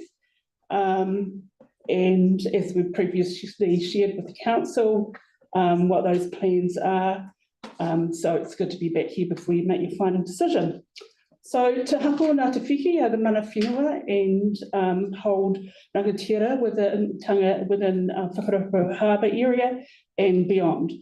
Pūrea is a force of significance, cultural value to us.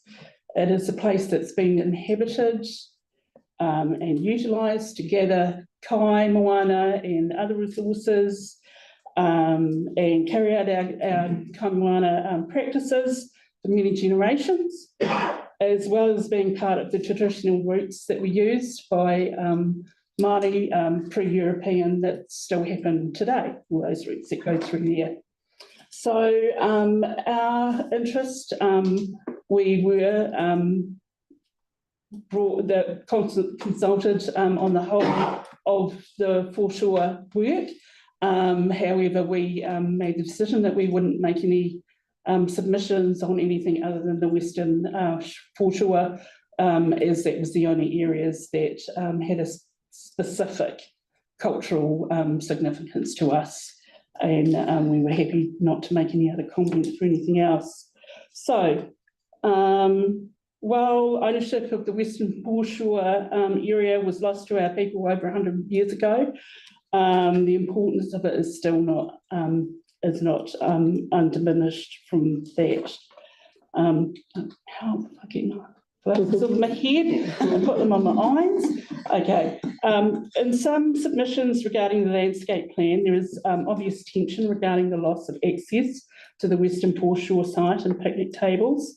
And we acknowledge that there is a paper road exists around the whole of the coastline actually of Aotearoa, and many of those are activated in various different ways, which you're probably all aware.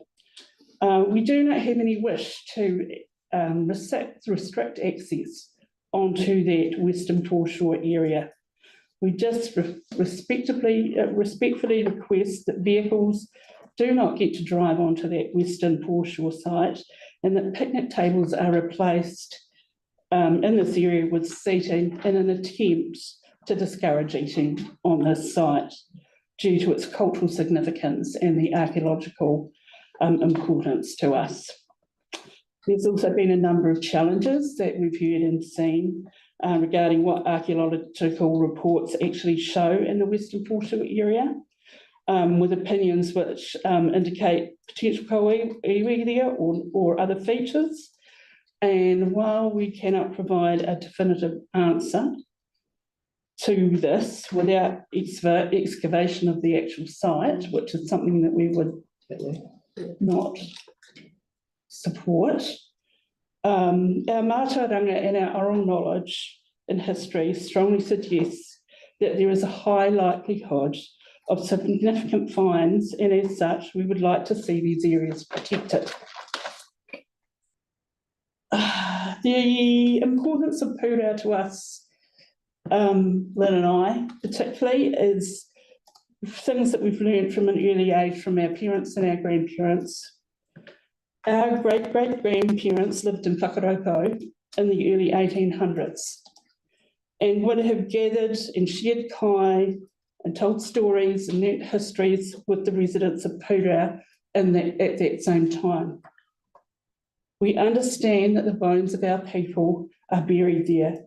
And while this isn't 100% certainty on this, and there is never likelihood, however, the land should be respected anyway.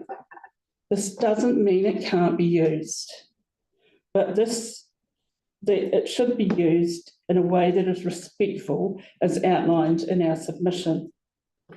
We look to Christchurch City Council to find ways to ensure genuine concerns around access are able to be resolved satisfactorily. And I just wanted to show you this because it makes me feel good to carry it. But there's our great-great-great-grandmother who was alive in 1830. She would have been over there, as well as our great-grandmother, Tawa Kitty Couch. So thank you for listening. Yeah, very willing to answer any questions. Yeah, thank you. Sure, and thank you for your money. I have a real deep personal interest in history of the whole area, Makaurau.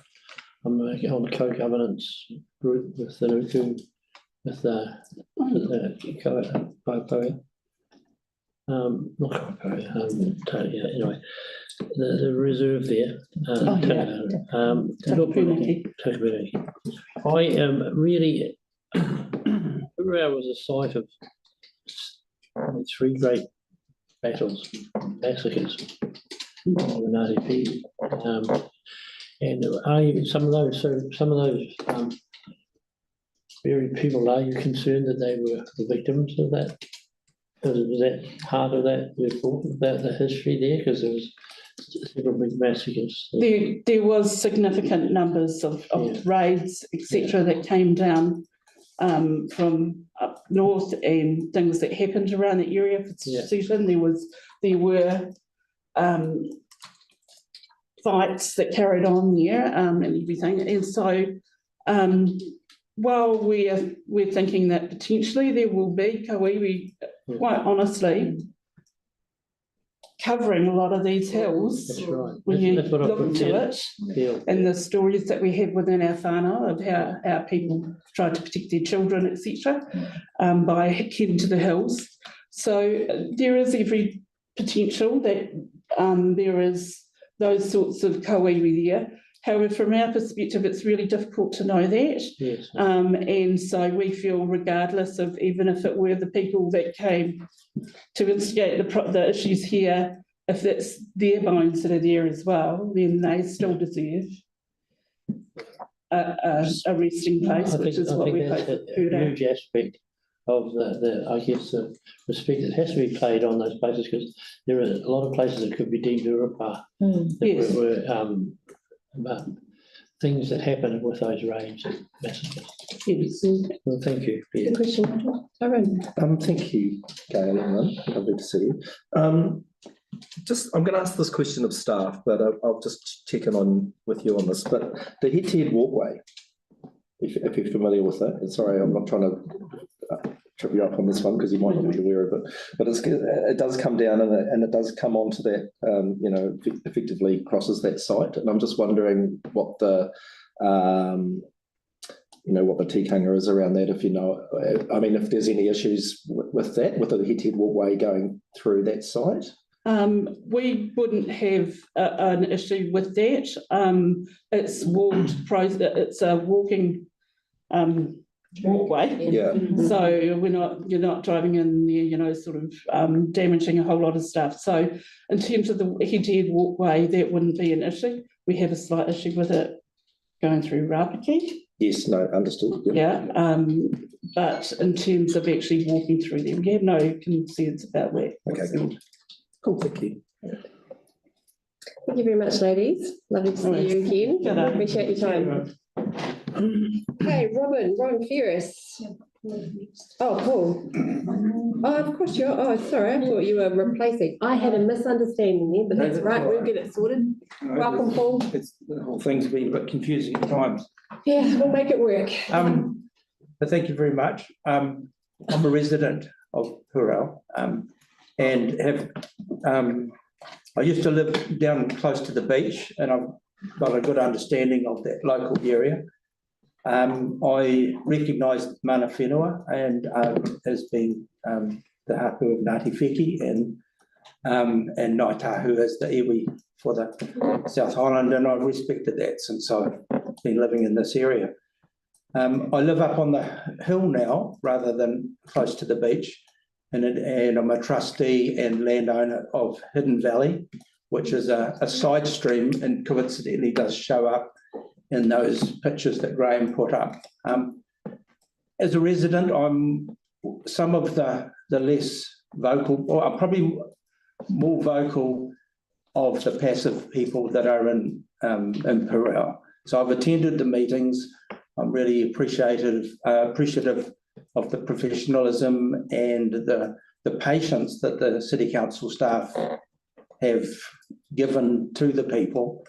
We started off originally looking at the Europa and the reserve, and then the council recognised that the Europa area was sensitive in its own right, so it was separated and dealt with first, and now we're dealing with the rest of the plan, which overall is really good. It's recognising that in addition to the locals over the summertime, lots of people come there and use that area.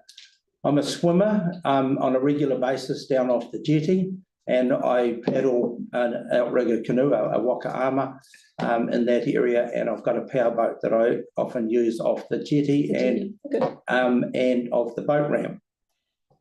So I've been recreating in that area for quite some time. I do have different perspectives to some of the people, but I recognise that Graham has done a lot of historic work, and I acknowledge that from an academic point of view, he's done a lot of work. On the property that I look after is a continuation of the occupation pre-European times that links Pūreo with Kokorātata. So the old tribal trail goes up through to the south side of Mount Evans, which is where Manaaki Mai and Valley is. We've got the first house site there, which was the Greenwoods, but those early trails and some of those special areas that Ngāti Wheki acknowledge, that Gail and Lynn talked about. But going back even time before that was Ngāti Moimoi and Waitaha. Now we know that historically, even deep down, maybe 2 meters down, there are still lots of other artifacts along the whole length of the beach. So there are lots of other aspects that predate Ngāi Tahu and that are really, really deep. And some of that's evident in the Canterbury Museum and Murray Thacker's Thacker Museum as well. So historically, it's really important. Pre-European and even European, it was one of the first farm sites, and that's where the property so I did some archaeological assessment. I got archaeologists to come and do a report before we did our tree planting up there. So I've got some overall background to that. But so narrowing down to the beach. So for waka and swimming off the beach, I and my friends go to the eastern end of the beach, where it's close to the road and there's a sandy beach unless when the tide's out. So when the tide's even quarter of the way out, the western end, the contentious end, is quite rocky nowadays. The stream still cuts there and takes the sand away, whereas at the far end of the beach, there's a very narrow shell-based beach and then the sand, and that's where it's a lot easier to put our waka in most of the time. We very seldom launch at the other end. So I've got a different perspective about the value and the access to that area. But I do respect it, and the fact that even if there's no actual evidence of bodies there, the fact that the area at that western end is sensitive to Ngāti Wheki and to the whānau from there. The fact that it's special to them is enough reason for me to respect it. I don't need to have evidence. I haven't been to the moon, but I still respect it. It's a pretty important place. When we put up cenotaphs around the place, they become special places because they're memories to things that happened in the past. Churches, they are deemed by the people that believe in the aspect of that particular region to be a special place. So not that anything's happened there before, but people have decided that it's special. I've been informed by these people, and I respect their beliefs, that that end of the beach is special because of those early pictures, because we know there's archaeological habitation that goes back maybe over close to 1,000 years. So we should respect it. I think the council's done a wonderful job in activating reactivating the areas for recreation, for the playground areas. I believe that we still have access for people that want to drive to the other side of the stream. I believe that that large car park that the school bus turns round in, and that people use it as an overflow for parking their boat trailers, and you can still sit there and look out to sea or look out to the rest of the bay. So I still think that the council's done a really good job in trying to get a balance of the types of use, the passive and active. We've got the boat ramp, the boat launcher for the people and that whole 200 metres from the beach it's got a restriction by ECAN for no powered vessels to be in there. So the only people that are windsurfers and kayaks and canoes that actually are carried across there, and most of them are easy to carry. And I acknowledge from my previous work with Lands and Survey and Recreation that the legal roads were put in very early in the late 1800s. They were called roads purely because there was no other classification, and the whole of Banks Peninsula and the whole of the harbours has got what is known as a road, because that was the mechanism for the surveyors to provide access traditionally along the beaches, which would have been back in those days by walking and then later by horse. And in many cases, it was just getting people to access from the sea onto the land and being able to walk along to streams and to basically get along that coastline for seafood gathering, etc. So the road, the narrow definition of a road being required for vehicles predates most of the vehicle, or all the vehicles that we currently know. They were put in there by the same surveyor that surveyed the tribal route that goes through the middle of our property, and it was only a route, but it's really steep. But it was made a road to acknowledge the fact it was a special place, and it provided access from Pūrao over to Kokorata Port Levy. But it was called a road, even though it's nearly vertical. So we need to have that broader understanding of the principles of a road. It was purely for walking access historically. Anyway, I'm open to any other questions or clarifications. That's great. And thank you for all your support. Wish you well for the elections. Hope some of you come back to keep this continuity going. It's really important. There's only one not coming back. We're all in already. Yeah. But hey, thanks. That's right. I love your knowledge of history. It strikes dear to my heart. Like I said, I've worked part of the museums. I've been involved with the Cairns Bay Museum. And I love that early stuff. So I'd love to have a chat and a beer with you sometime, especially about the Waitaha. Yeah. It's very important to us. Yeah. Thank you. Thanks. Thank you, Paul. Thank you, Paul. Appreciate it. Now it's Robin. Come up. Sorry about that false start before. Oh, it's happened before. And I appreciate everybody's patience. I know we are running late, but Yes. So I very, very quickly. I'm a part-time resident at Pūrao. I was invited by Nigel, whom and I go back about 1,000 years to Rākaihautū building sandcastles on the beach. And I always say that's just a comparison. We won a sandcastle competition. We did. So we've been around a long time. But anyway, basically, I'm very into the history of the peninsula, and in particular Pūrao, because I was able to actually built a property there 30 years ago, which is on the corner of Port Levy Road and Camp Bay Road, which is the foreshore one. So I've been very involved with it right back to the late 60s when I was involved with an archaeological excavation there on the other corner.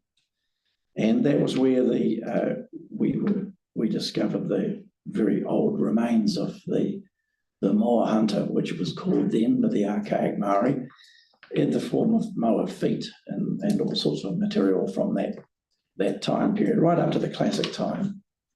So archaeologically, it appears that the whole area, like many large wide bays, was used by Maori, Mahanga Kai, and also living there. I have to correct the term pā that people are using, because pā is not, it wasn't a pā there as such, it wasn't a fortified area. A pā is a fortified village. It should be called a kaika. So we should change that from Kaianga, the North Island, kaika in the South Island. It was a kaika. The main kaika was, as we see portrayed in the Oliver watercolour from 1849, I think. He was on the HMS Fly, and he did that picture with the canoes. There might have been some artistic license there as well. We don't know, but it's the only record we have. It appears that's where they concentrated their kaika, their village. And what better place than to bury their main chief there, Nohomutu, just before about 1850. He's just died just before, I think, the immigrant ships came out. And he was buried actually on the right, if you look at that painting, right on the pā there. And here's another point. Why was he buried there and not on the other side? Because as we have discovered today, that it's all new, that is actually reclaimed. He was buried actually on the village site itself. And that was quite common. They didn't just have a designated urupā. In my other archaeological work, there's been burials found actually in villages, from earlier times. So my interest is that the access does continue to be there, because as everybody has said today, it is a sandy beach and it's a good area.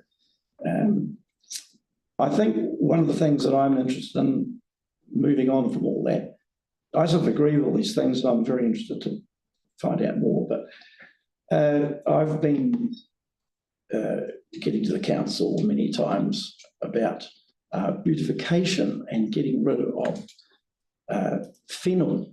There's some big stands of fennel growing right round, and then goes right up through Camp Bay and all around the place. Having a property up in Oaro in Kaikoura, if you look south from there, there's massive, where the railway owns the areas there. There's huge stands of fennel. I mean, we're talking, this high. And I've been onto the council about this for some time to get rid of that. It's a noxious, invasive weed. And there's also a lot of wild swordbeet and all sorts of things. So the area in front of where I am and where Port Levy comes out, it needs a lot of recreational, a lot of work as far as planting goes. Just low planting, just sort of put a few natives and things, just to get rid of some of that other rubbish that's there. I wasn't that keen seeing a parking area being possibly put out in front there. People do park there and it's fine, but it's sort of just quite casual. I could visit some kind of a plan for that whole area going right up to the corner, the other end of Wirau Beach, with some really quite attractive planting, maybe even some colour, just to make it look, but bring it back to what it would have been, rather than, something new, grasses and sort of a natural look.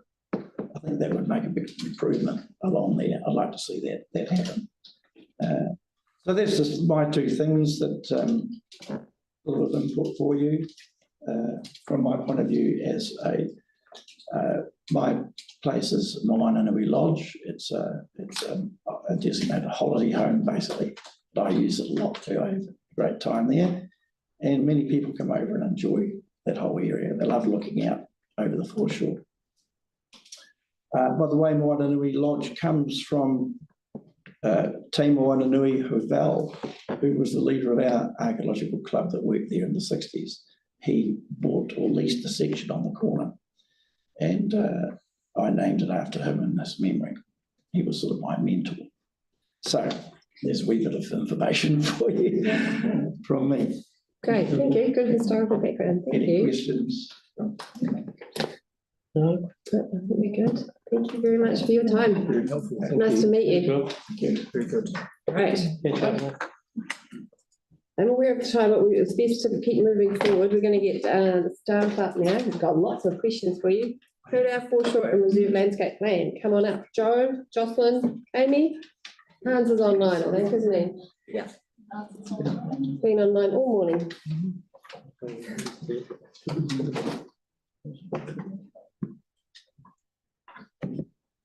Welcome, team.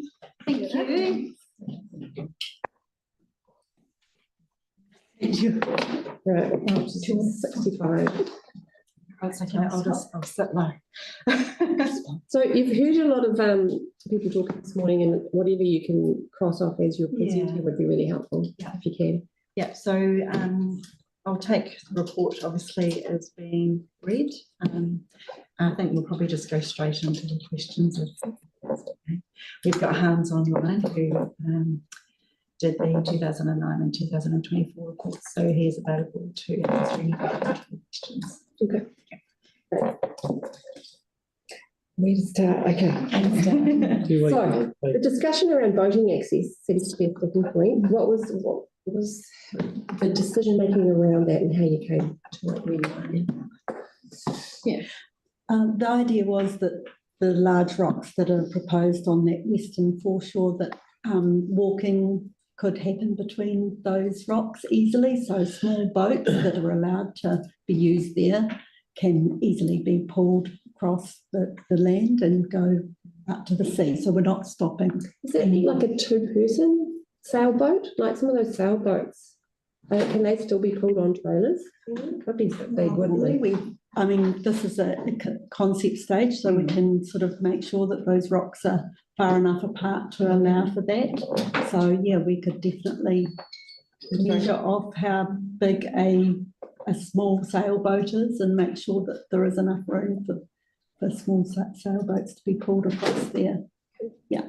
We also, I think, received a submission saying that the learn to sail or the sailing club don't actually launch from there, so the other small boats do come into that harbour but aren't necessarily from that space. Joe, can you speak up, please? Sorry. Oh, yes, the microphone. So the sailing boat doesn't use that space? They do, but I believe in one of the submissions, the shore is not where people learn to sail. This is done at Naval Point and elsewhere. So whilst boats to learn to sail, I think it is. Okay, learn to sail, yeah. right. Yeah. The placement as we go through into detailed design, obviously we'll keep that korero happening with Ngāti Wheke to make sure that what we're proposing is sensitive to that site as well.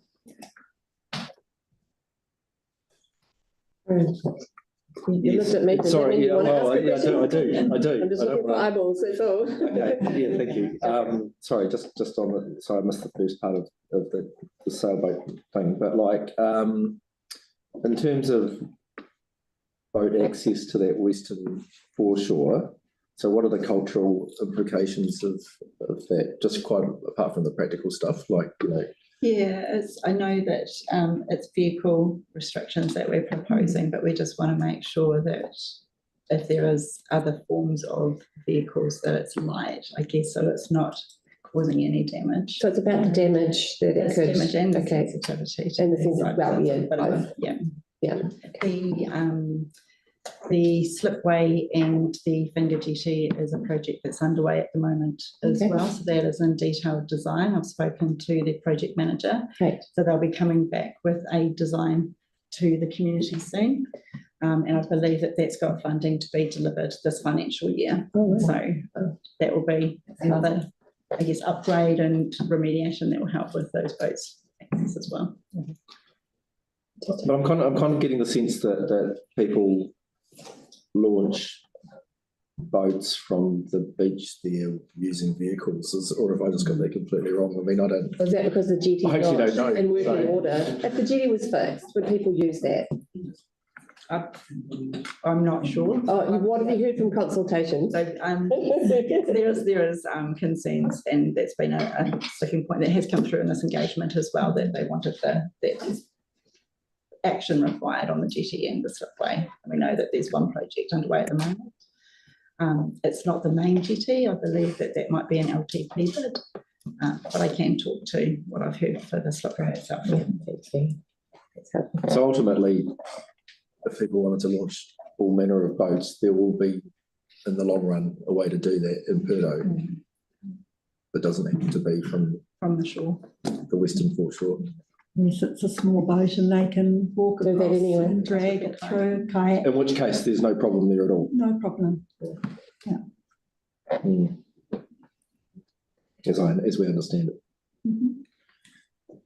Okay. Jean, do you have a question? Yeah, I had a question about, there's mention about regional council involvement, and so I was wondering if you have consulted with them, given their responsibility for the Olo, the main high water mark. Yeah, because it seems relevant. Yeah. Yeah, so the works that are being proposed don't go into that particular area. So all of the works that are being proposed, the rocks, the playground, the toilets, is all outside of that mean high water mark. If we were undertaking work within that zone, then we'd be subject to ECAN consents and then approvals and things like that. So, although I would have thought that they'd be interested in access to the water.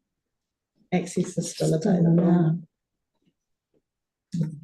They did receive our initial comments on the project, so they were aware of it, and we didn't hear anything back. Okay. I do. Yeah, there's a comment that came through quite strongly about the lack of detail in the consultation process. What comments can you have about that? We hear this quite a bit about consultation and the processes around them, but there seems to be a strong community feel that they've been left behind in submissions we heard today. Would you comment on that? Sorry. Yeah, I guess, yeah, as you said, there's a few concerns along the way. I think one thing we've been struggling with is that there are very, very mixed views in the community, and you of course don't see that when you're just from one group. But we were getting phone calls from people apologising, saying no, the residents group doesn't speak on our behalf. You know, like these aren't our views. So there is actually a lot of diversity out there. Very close, the numbers are very close. Yeah. Small numbers, which actually add up to a big deal, you know, but yeah, those numbers. And I think, I was about to add, whilst the consultation was only open for a period of time, the engagement with the community had started prior to that with the reserve transfer. So a very preliminary design was tabled even during that process. So we felt that we tried to encourage and speak up, sorry, try to give as much not warning, but availability or lead into the project outside of that actual consultation period. Yeah. And it's always a balance, I think, overwhelming people with information and then not giving them enough. And it seems like the residents were perhaps more interested than we had anticipated about the archaeology. That information had all been put online through the transfer project, and we just hadn't put it front and centre of this project. But once we realised that there was actually a lot of interest in those real details, we did then recirculate it to submitters. But in hindsight, yeah, we're walking that fine line right about overwhelming. Yeah, and just on the just to follow on from what Nigel said, because there seems, and again, like I could this completely wrong, but like there just seems to be this really strong idea that somehow access to that area is being completely restricted. It's not the case. Right.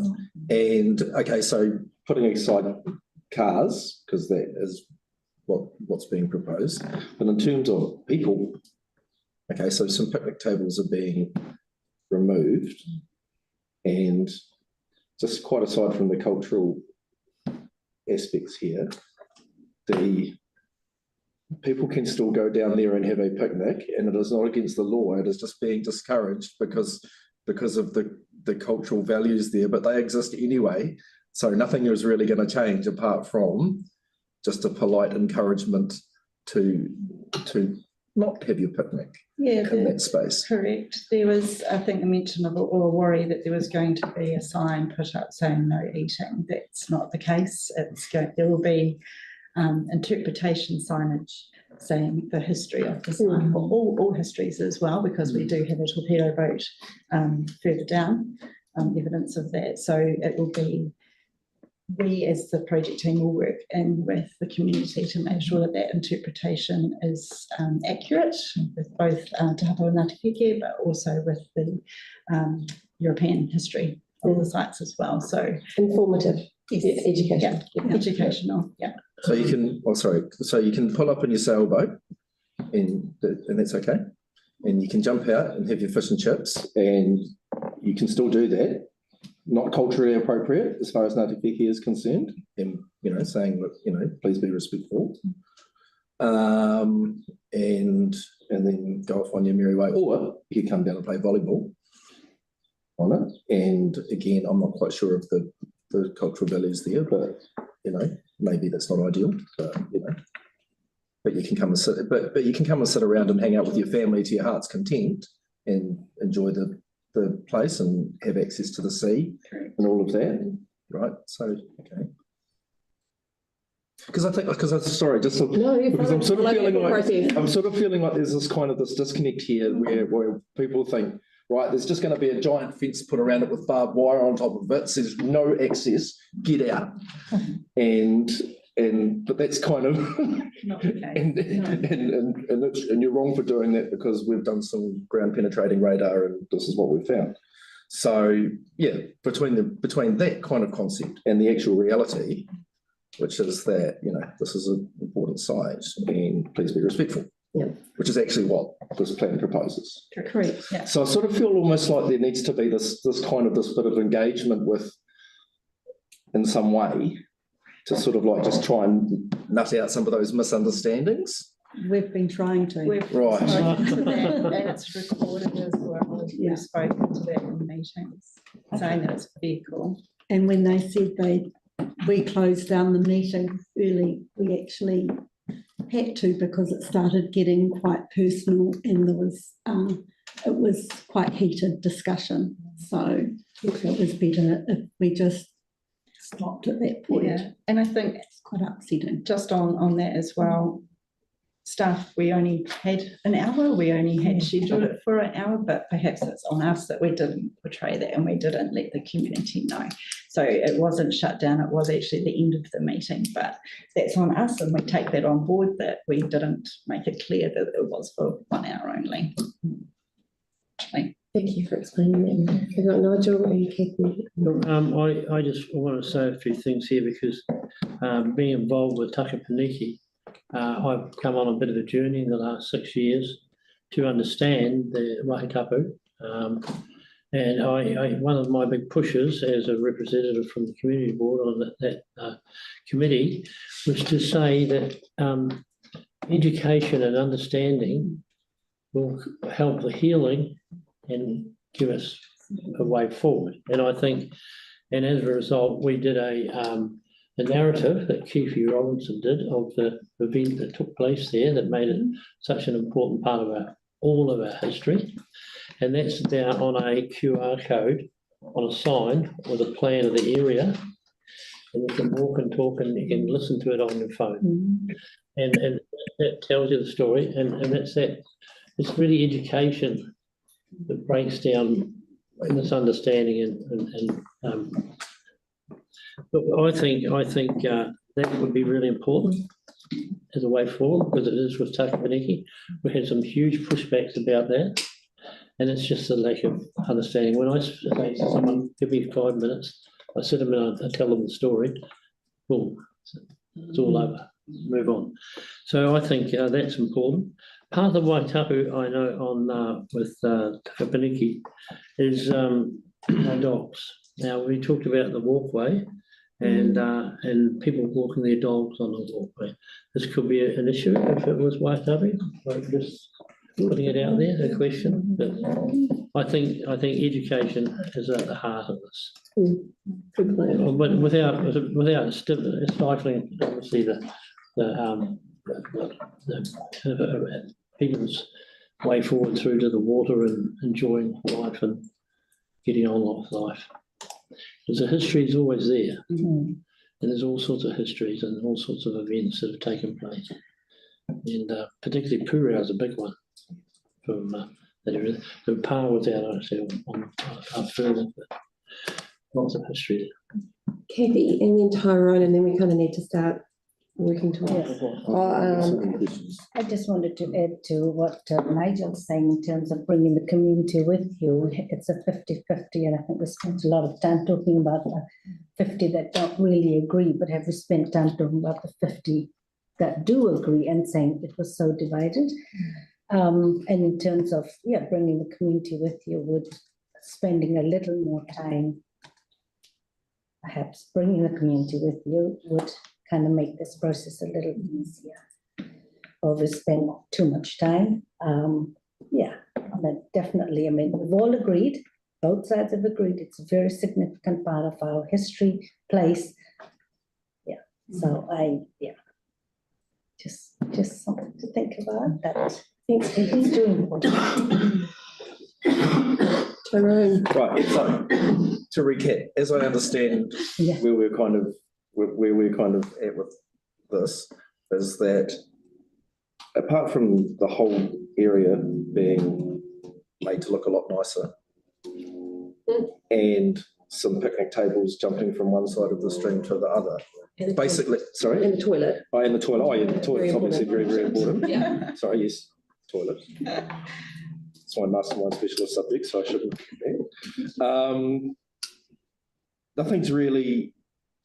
Nothing's really changing except for the vehicular access thing, right? This is kind of this is how I'm sort of seeing it. Correct me if I'm wrong.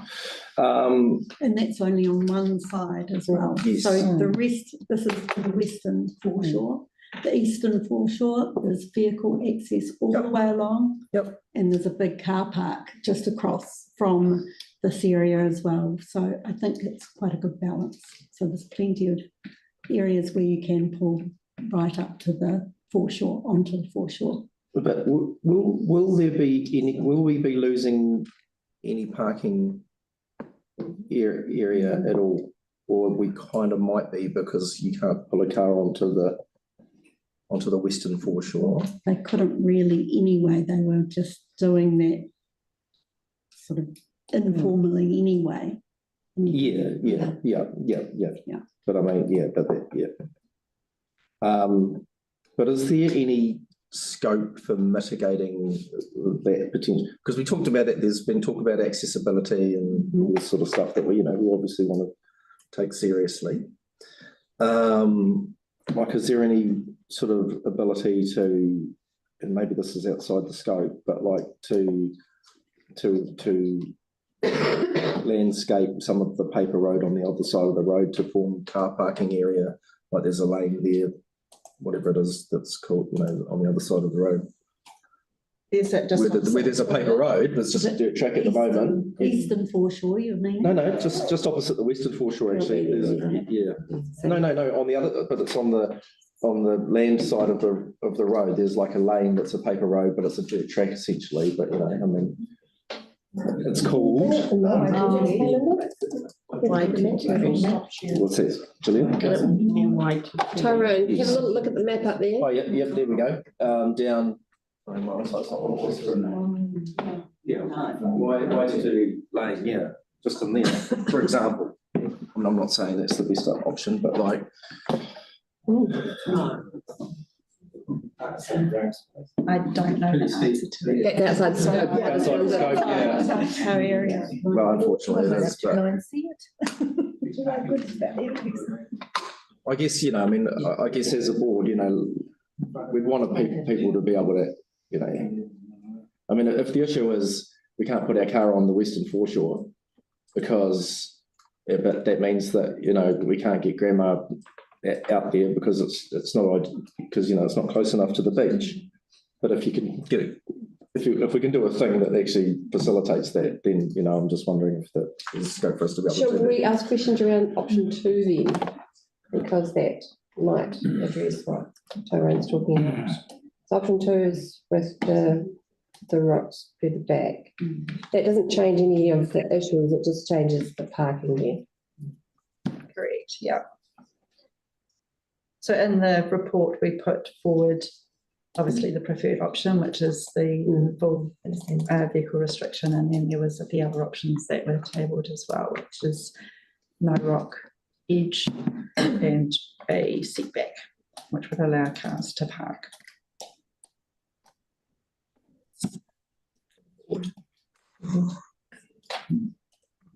A couple of questions, and not in any particular order. You mentioned about the phone calls that you received or emails possibly. How that information was documented and included in the assessment of this report? So I guess that was more, it was the previous engagement advisor, because it was after the first community meeting. It just, I guess, helped us understand how much the Puro residents group was speaking on behalf of the entire Puro community. So it was more that fed into, I guess, how we were weighing up all that, because it can come, sometimes it feels like it comes down to a numbers game, like 32 submissions, 10 here, 10 here, but you have to implicitly, you know, if it's a understanding where those views are and weighing them up. And so that kind of helped, I guess, us and how we were approaching those and understanding really the mix behind them. Yeah. Okay, so you had that information in mind while you were analyzing the data. So I just went through the rough feedback that you have received. Around 17 said yes, 16 no, and 7 yes, part yes and part no. So it's quite a challenging one. One thing that really, I think, concerns me is I feel there is a bit of a misunderstanding in the community. As my other colleagues mentioned, that the access to the shore, and so there is not much information available to the public there. And then, is there a way that meeting, which was cut short, that was for 1 hour, did the council provided any alternative option for those people provide their feedback? I understand why it was cut short, because it was getting too personal and conflicting. You didn't want to be in that situation. So how was that info? Opportunity was provided, or? Yeah, so after that meeting, we went out to all submitters, provided an audio recording of the meeting, our notes from the meeting, and then they could respond with any questions they had. We did from the residents group, and from another resident also sent through a long list of questions, which we then took, and, you know, as they said, it did take a while because we went and got legal advice, we got expert archaeologist advice, and talked to other teams of council as well to make sure we gave them full answers. So that information was included in this? Yeah, so there's an email, there's another attachment, and I can give you the exact page number if you want it, but it's in there, yeah. Okay, so, and my other question is the Pura shore, why it was dealt as if it was just one shore instead of east and west? That would have altered the responses of the participants. So when we were creating these surveys, again, it's balancing of having so many questions, the really drilling it down to words and versus making submitters can actually engage with. And so that's why we grouped into recreation ground and the foreshore. And from reading people's comments, you actually do get quite a good sense of what they are talking about. So where they said, I support part of the plan, we could then read in and say, well, and understand what they didn't like. Was it the rock edging? Was it the posting around our parking area? And from that, you can, you know, tell what the issues are. And that's what's more important to us, we would say. So when we do the analysis, we look at the for and against, but that part, we delve into the comments. That's where we analyse more of the comments. Yeah. Yeah. So the nuance is the helpful thing, and it's not a vote, is it? It's just to gauge an idea and to understand people's issues with it. So that's what I find is most helpful with, engaging with the community. And it's not a vote, but that's very, very helpful for informing us on choices. So even during the consultation period, as was discussed earlier, we gained a lot of insight into the flooding. So we made changes to the recreation ground because we don't live there, so we took those comments on board. So it was a constant evolving design, and a lot of that community feedback was incorporated. Yeah, I know it's a very important decision. We have been working on it for quite a while. I think we'll just go for another 5 minutes with the most important questions and we'll see where it goes from there. Yeah, so thank you. At the foreshore, we saw the photographic evidence that that area was beach, and it's reclaimed land, or it just became into shore. Is there a possibility or a record, historic record, that it was actually land, an event, seismic event or flooding event may have changed that, taken into the beach? Yeah, we've got hands online. Who wants to? Yeah, maybe I cut in for that question. I think the most important part that has not mentioned is there is an 1860s map that shows the settlement, the pass side, and that goes essentially into that area that has been taken away in the 1950s. So between 1850 and 1950, there was some, let's say, some of the sand, some of the foreshore has been taken away, and that has now, since then, since the 1970s, come up again, and that's quite clear. Even the 1860 foreshore, the original foreshore, is clearly visible in the geomagnetic in the 2009 data, where the settlement went further than the shoreline was in the 1950s. And that's an occurrence that we have seen in other places. There's one side in Auckland, or close to Auckland, Kawakawa Bay, and it's a very similar situation where Urupa were close to the foreshore, and the foreshore has eroded, and we could actually see that some of the burials came out because they were deeper. So what that means with the foreshore coming and going over the centuries, it's essentially only the top that goes and comes. And anything that is deeper in the ground often stays there. So I have personally seen that in Kawakawa Bay, and also in Australia and Lizard Island on an archaeological site, that any deeper structures, despite being eroded away, they're still in there. And then when the land comes back, they're still in there too. So we do know that that foreshore has changed, and we know that in the past, in the distant past, that foreshore was further out than it was in the 1950s. Does that answer your question?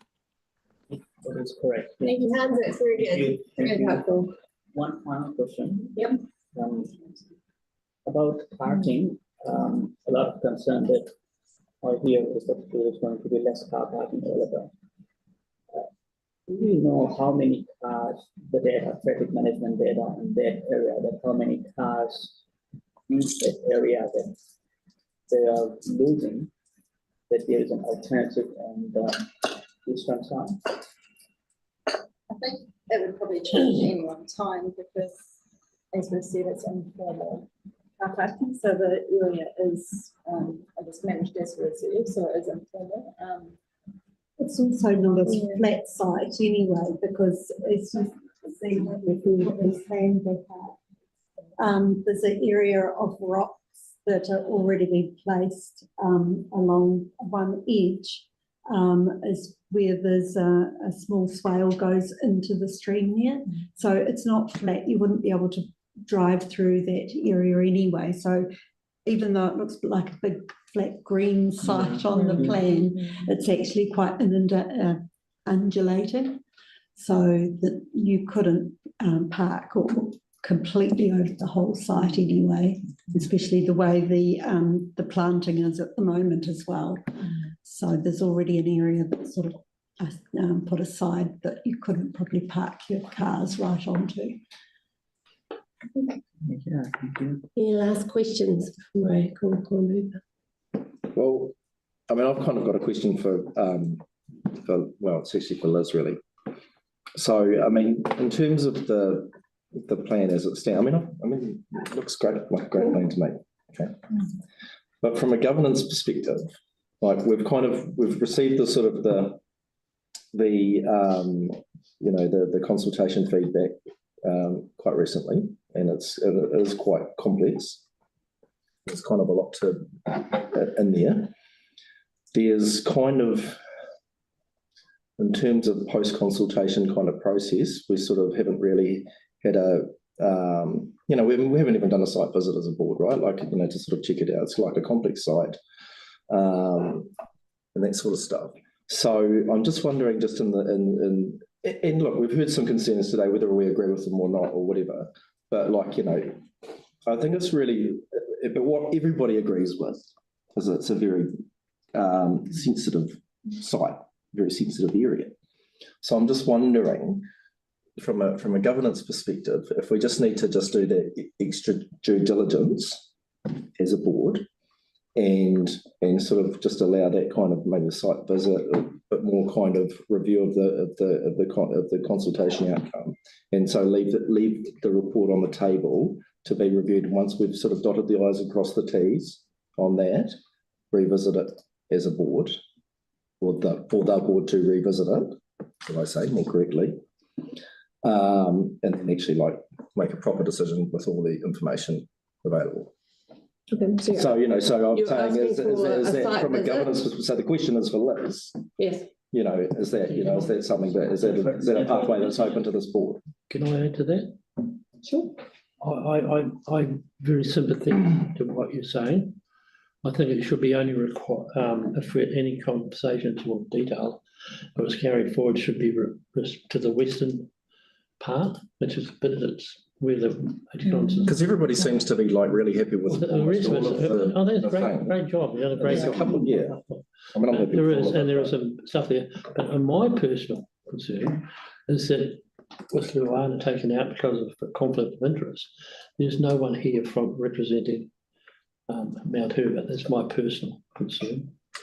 But I would sympathise with moving it very closely forward, not back a year or anything, but just with the new regime, new board. Because we have no Mount Herbert representation on this board. So bearing in mind, so I'm just keen to know what Liz's advice would be from a governance perspective. Usually, you'd have to have a very good reason for laying it on the table. What would a site visit actually accomplish when board members should be doing their own due diligence before the report would ask for a site visit before the report came to the table? Well, I'm not just saying a site visit. I mean, I think just a chance to actually review workshopping the consultation feedback and all of that. The submissions we pretty much got, last week, and there's been no kind of review of that with staff to say, this is what we've found. You don't do that with other.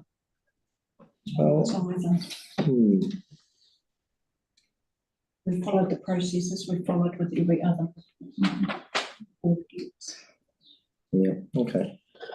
I think one critical aspect in this is there is no dominant yes and no responses that we have got. And you don't want to put council or this board in a position that tomorrow we come back, that we have got some new information to change this decision. So what that would do is like, it would defer this project. It will go on and on. So, so there is a time.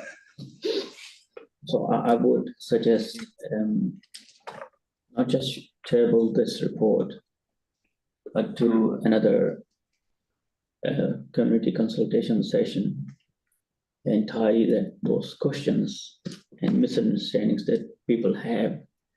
Because this board, we are here and tomorrow we may not, but these communities, they would live with it. So at the moment I see it's very divided, and it's really hard. It's a very good report, given what you have provided. It is balanced, and you're just playing with whatever information you have. But I think one more visit to a community consultation would go a long way. And then it won't be seen that towards the end of our term, in the last term, we are rushing things into it. So I think these could be the reasons. So what if we don't get any change in the result with community consultation then? Because that would be extra money we've spent on something. We do have to be aware of budget. We don't know that it will change anything. It may change something, but what it would do is like it will give staff and this board an assurance that we have done our due diligence. And then it will be a strong decision moving forward. We do have to be careful of precedent when we're doing this as well, because as far as process, we have good process, and whatever we decide here could then later be something that is replicated somewhere else. That is not necessarily going to be helpful. No, that is a good point. Yeah. So do we want to make decisions which are so divided in a divisive community? I think marginal decisions are made all the time. We do at some point need to say have to make a decision. our choice might not be, it'd be half and half, but we still have to make a choice. Yeah, I'm happy to move it. You want to move it? Okay. Who's moving it, sir? Nigel. Second, please. So what are you moving the substantive? You're Yes, I am for discussion. The debate, what? We have to move it to debate it. Oh, yes, You yeah, have to- good point, Sorry. yes, you're moving it, and then we'll go straight to debate, yeah. Yeah. Oh, I'll second it, yeah. Right, now it's open for debate. Can I get some clarity on what's moved and what we're debating?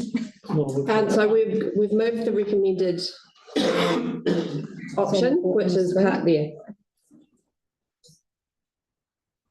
To them. Debating agreement. Sorry. Cool. I want to ask Liz again. So if the board wanted to lay it on the table, it's too late now? You could make a, Yeah. Done that before. because it's moved and seconded, it's under debate now. Right. Okay. So you could foreshadow. Foreshadow, leave it on the, Yeah, part of the. And I'd like to caution you that we've made extremely good reason why you are tabling. right. Because it What might is kick the us extra back. information you require Further question. forward to make? Okay, I want to make it just, so we've, in terms of questioning staff, there have been some references to, we can tweak the plan here and there and do this and that. Do we need to specifically put amendments in for those changes? Yeah, before we move. Yep. I think so. Changes, well, I mean, clarification and changes, isn't it? So, yeah, as we're talking about in regards to the GT. Oh, just in terms of the spacing of rocks and pieces like that, and parking, or maybe we want to say we want staff to explore more parking options or whatever it is. Okay, yeah. And walkway accessibility, I think should be. Walkway accessibility and yeah. Okay, how do we process that more? Do we need to write that I'm down? confused procedurally now because the motion's been put, and so what's the scope for amending it? We have to talk about something for an amendment to be presented as an option. Amendment to the motion. Well, if you are suggest. Got no for my mask standing orders. Resolution has been amended. So Tim, I know we're staffing, we just need to concentrate a little bit on So in that case, we are not moving option 1, we are on option 2 or 3. Because we are making. Option 1. It is option 1, the preferred option as in attachment A. So if we are altering something, so that is basically option 2, isn't it? Not necessarily, no. Not necessarily. Amending option 1. That's what we need to talk about, I guess. So if we follow process, we do. Okay. Should we have a 10-minute adjournment? Yes. Okay, everybody's okay with that? Thank you, team. Appreciate your patience. We will be back.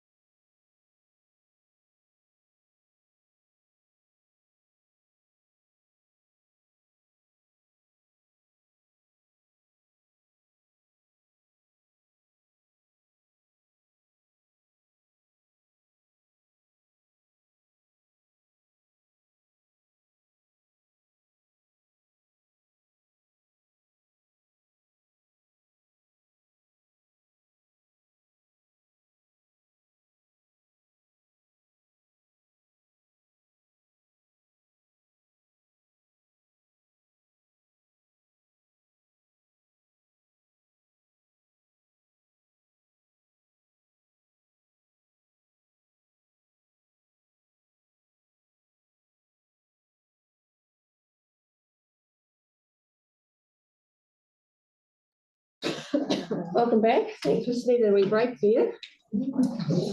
Okay, so I'm needing some information about where we're at now.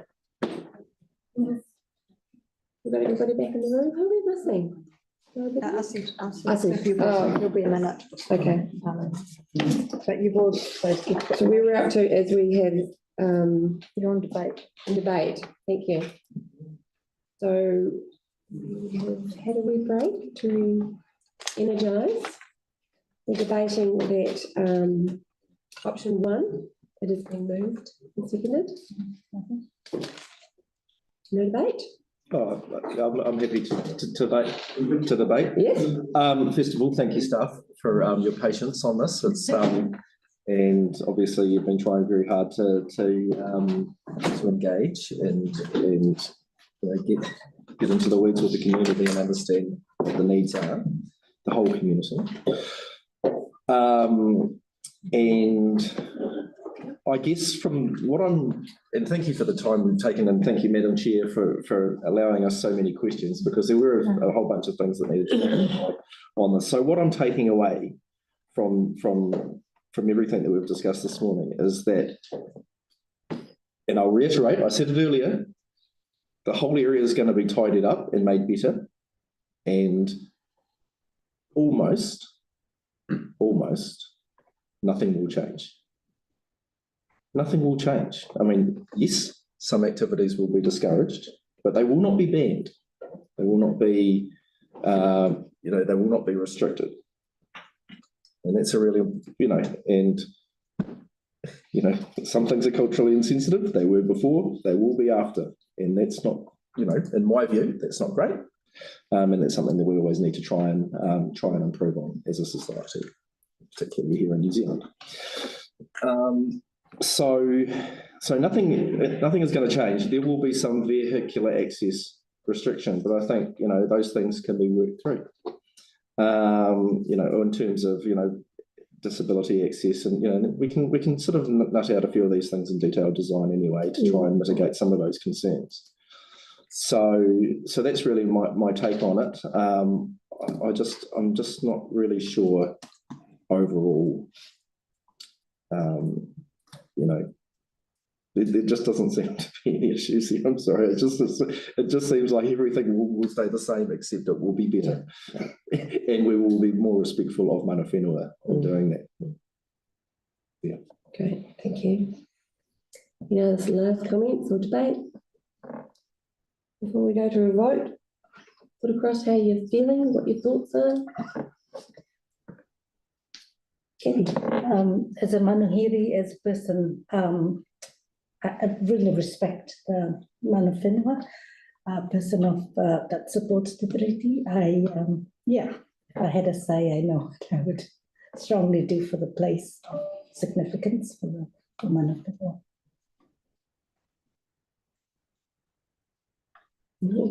Sorry, yes, thank you. Yeah, thank you. It's a very complex project. I think it seems quite simple, but quite complex because the expressions of the communities are different. As a researcher myself and a resident, I think one thing that's really critical is that we don't want to stop access to resources, whether it is land or access to recreation. And so they are really critical for these communities because they live there for those very reasons. So I think, as Taron mentioned, that some of those details could come up in the design phase that could be looked after. So I think it's really important that we should keep that in mind when we are doing any landscape development. It's access to everyone, and everyone is included. And on top of that, that how that access is provided is inclusive, that those communities are listened to. So I think it's quite a complex, and doing a good job. Great. Quality for this. Thank you. Yep, we'll go Nigel and Gillian. Yeah, and then we'll I finish up. would like to think there'd be, we'll just stop here, you know, because this is, there are lots of detail to be considered, and especially like following on what Rob talked about being a kayaka, not a pā. Whether it's an urupā, with the bodies, there are some bodies obviously still there, probably not a strong argument, but it is a significant kayaka. But equally it's significant where the massacres, most of the massacres and death occurred was out on the bay. The Southern Maori came up under Tairoa to avenge a disrespect, and he came around and he had muskets and he just levelled people, just shot them out of the kayaks with the muskets out on the harbour and out on the pā itself. That was raided by Te Rauparaha later on as well. So all of that area has some real historical heritage significance. But the stories have to be told accurately and they have to be understood in the right historical context. And so some of that detail, I would love to see some of that detail followed up and anything that's going on and address some of those other issues with access. They have, that's probably a whole new discussion. Jen. I just wanted to acknowledge the staff and all the work they've done. And I think it sounds like it's been very hard dealing with the community. And I don't think, especially personal attacks is not fair.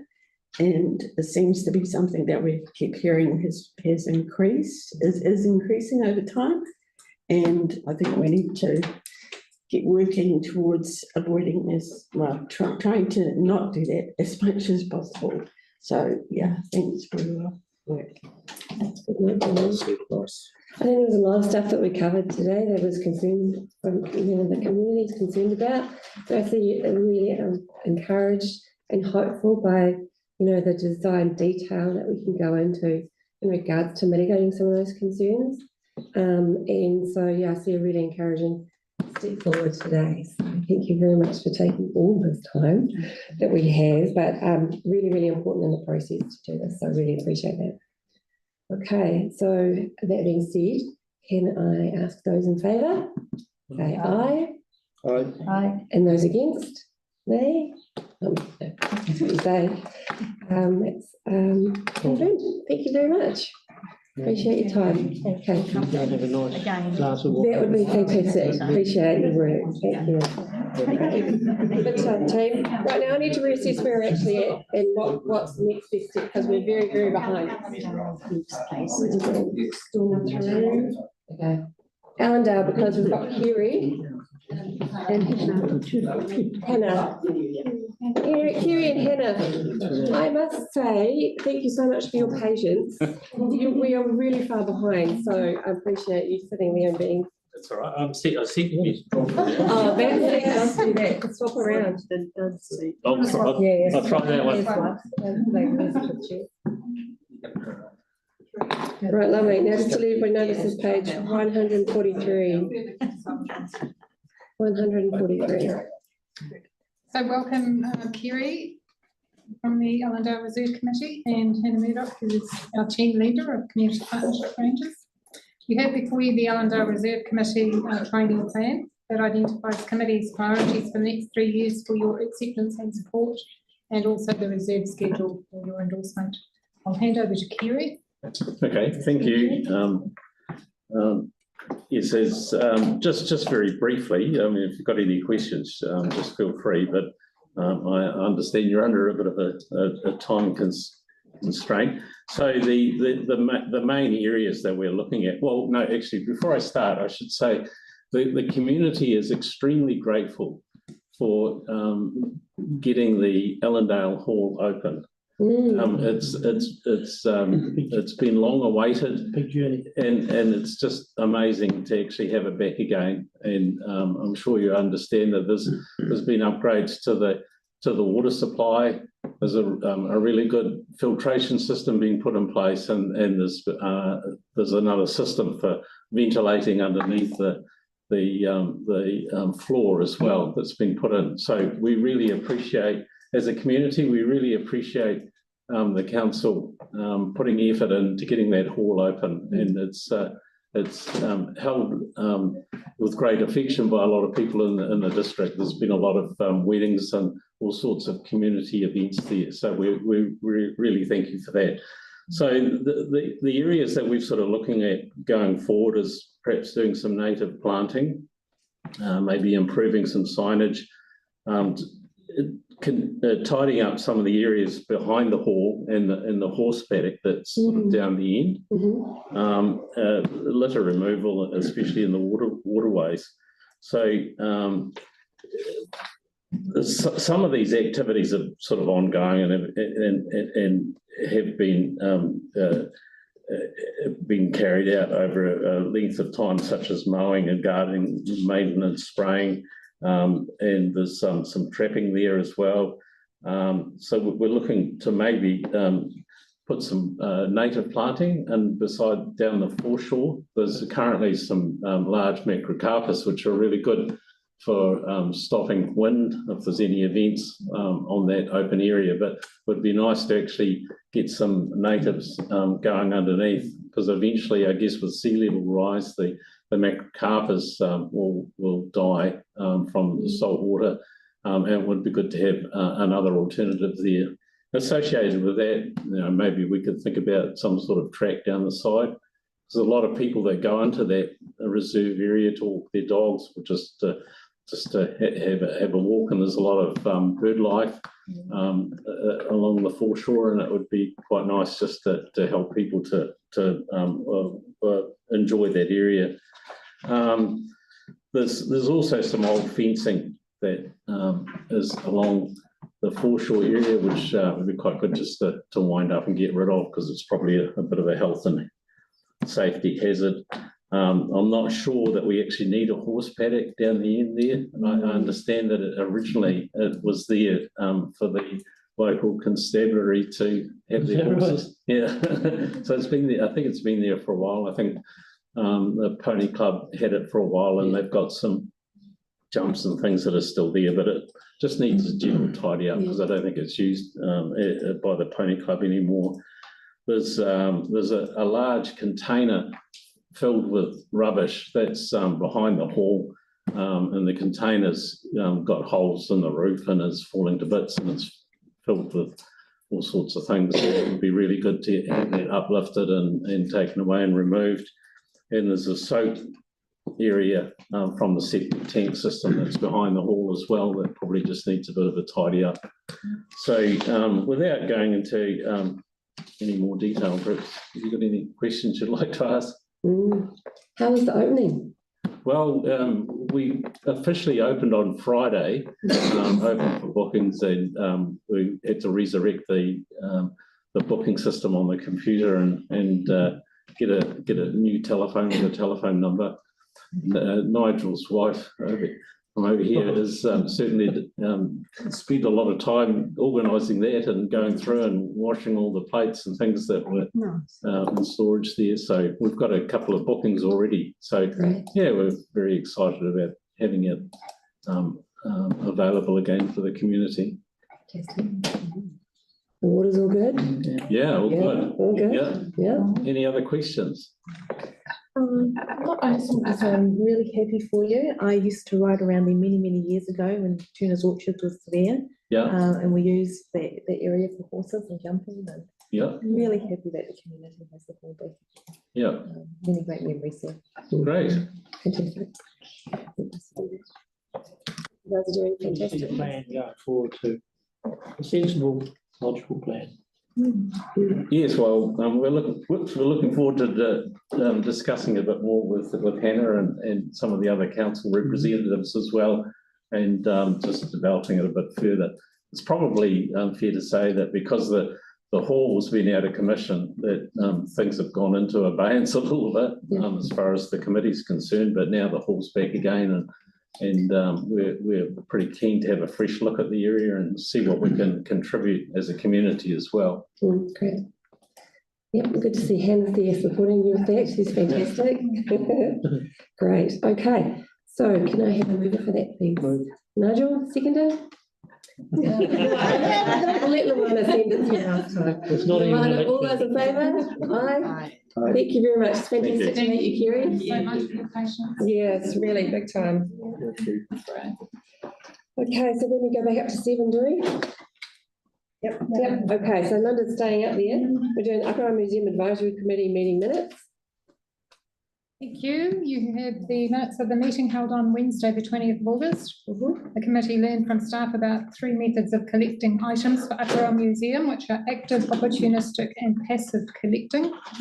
And there's a very detailed PowerPoint presentation in today's agenda for anyone who is interested, called Collecting at Whakaaro Museum, Why, How and What. Love the way that they do them. Because I used to work in the museum, the Canterbury Museum, so I just love reading all the information about their collections and how they collect artifacts. Yeah, that sounds interesting. No questions? Okay. Can I have a mover for that, please? I'd love to move that, actually. I'll move that one. I switch to second. All those in favour? Aye, that's carried. Assisted, sorry, I'm starting to lose my voice. Reserve Committee meeting minutes. Yes, Littleton Reserves, there's some information within their minutes about the great environmental educational program that Bianca Woyak is running with the Littleton school children, with a mix of classroom work and field work at Urumau Reserve, which sounds really amazing. Bianca has been invited to come and talk to the board about this, and she will be coming in the new training. Oh, great. Good. Stanley Park Reserve, the committee continues to express concern over the safety of the park steep tracks with rolling gravel and slippery surfaces. Park staff have responded to their questions and are working closely with them. And a project manager for the new gentle gradient track was to be meeting with a contractor on site on Monday, the 1st of September. And committee members were also invited to attend that meeting. They followed up on previously mentioned potential funding from the Tourism Infrastructure Fund. However, the last round of funding was in 2023, and that fund has not been open for application since then, so that's not available at the moment. Cass Bay Reserve Committee has been very hard at work with multiple projects. You've already heard from them, and you've just heard from Kerry Turner from Allendale Reserve Committee. Their focus has very much been on the board. Some fantastic stuff. Love our reserve committees. No questions? Okay. Yeah, I just we're having a few discussions about Stanley Park being the conduit. And that steep path should probably never have been there. So there's a certain amount of urgency there. The boardwalk was a good way of upgrading that whole area. Now that it's sort of been put on hold, a complete assessment, I guess, what does that look like coming back to us? How can we help, you mean? Yeah, how can we help? How can we get this? Look, we're going into another summer season. There will be another broken ankle. Right. So do we want to note that we are supportive of any safety mitigation that they can do and let us know what we can help out with? Is that appropriate? Yeah, but once you get up there, I mean, it's like that. You know, you come down a cliff. If it wasn't a fence, you'd fall over a 100-foot cliff. And when you walk down there, and it's all shingle, there should be long. There's a standard for steps to mitigate that. You know, and in the past, it's been brought up, and it's been just shingle put on it, or different change the type of shingle, some more grip type shingle. It still fall over. It's just it's really a bad situation. I'd hate to see it shut down for safety reasons, but so I think some priority around trying to do something going into the season would be important. You could ask for Stanley Park to be brought forward on the renewals, hard service renewals list. They're currently scheduled for 2028. You could ask. That's too far away. You could ask for that to be brought forward, but there's no guarantee that would be done before summer. No. Okay. I don't know what we have to, as far as delegation with parks, the reserve committees and safety, I don't know. Well, it's too late for us, this is it, isn't it? Yeah. Okay, so we could not just, but noted in our minutes. Yeah, we'll follow that up. Yeah, that would be good, you know, it's a start, and it is almost 2 months, you know, that something might happen. Okay, that's good, thank you, Nigel. Any other quick comments or questions? Just on the Kiss Bay stuff, so just the matters arising, 8 Kiss Bay Place. I noticed just in the triennial plan that came today to us, so there's a really strong incursion into the reserve on from that property. And do you know what I'm talking about? Like the steps coming down into the thing. And I'm just wondering, I know that staff are aware of it. I'm just wondering if there's any, I mean, it's actually part of the reserve, and I'm just wondering like what the sort of what the pathway is for the committee. Is it to without removing, I don't know, like, I mean, what's going to happen? That's what I'm trying to say. Sorry, that's a very bungled way of saying what do we think is going to happen. I can find out and get back to you on. It'd be really nice just to be able to have some, because I think it's a bit of a frustration for the committee that they sort of like, there's this very obvious incursion into the reserve that's been going on for some time, and what can we do about it? Sure. That keeps people safe. All right. Can I have a mover for the reserve committee meeting minutes, please? Joanna and Nigel, seconding. Thank you. So my brain is starting to fail, but we're getting there. All those in favour? Aye. Against? That's great. Thank you. Littleton Reserve schedule. Yes, the board accepted the Urumau triennial plan in June 2024 and the Whakaraupo triennial plan in June 2025. Now you have before you the Littleton Reserve schedule for your endorsement, outlining both reserves, assets, user groups, and the remuneration that has kaitiakitanga over the reserves. I'll take the report as read. Any questions, comments? No, we're good? Yeah, that's good. Okay. Mover for that, please. Tyrone, seconded by Kathy. All those in favour? Aye. It's carried. Fantastic. Reserve Committee, special conditions progress. Yes, you'll recall that at the beginning of the triennium, you established 15 reserve committees with 6 having special conditions to action in order to meet the new terms of reference, mostly relating to exploring options around handling money, such as forming a legal entity to manage facilities. Of the 6, Allendale, Atahua and Littleton reserves have satisfied the conditions that were applied to them. The 3 remaining committees continue to work with our community development advisors to progress their conditions. Le Bons Bay and Little Akalawa reserve committees are required to form legal entities to manage the facilities on their reserves. We're asking for a further 6 months to allow time to do this and arrange a management agreement with council. The special condition for Pigeon Bay Reserve Committee cannot be progressed until after decisions are made by council regarding the future of annual sites at Dubushel and Pigeon Bay campgrounds.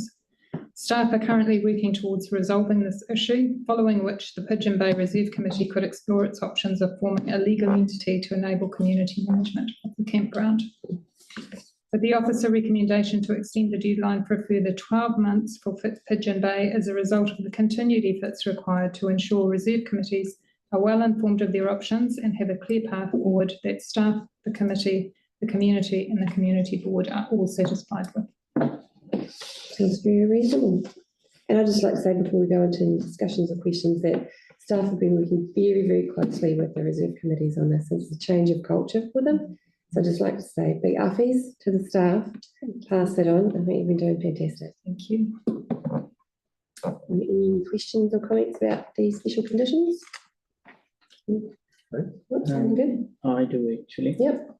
One question and just need some clarification on one item 4.8. Sure. The question is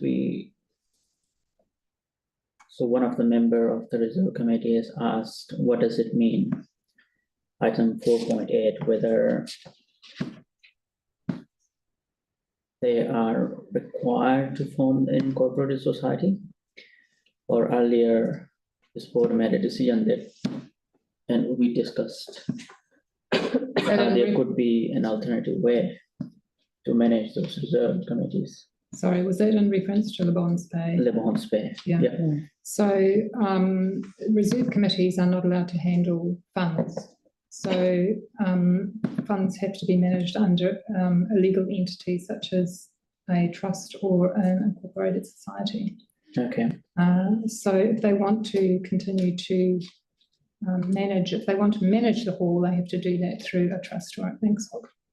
Okay, so they cannot form an alternative ways, an agreement with the council to manage their facility. They have to have the legal entity. They would, to manage the money, they have to have the legal entity. They have to be able to be audited. And if they decided not to and form an informal entity to manage their hall, is there a possibility moving forward?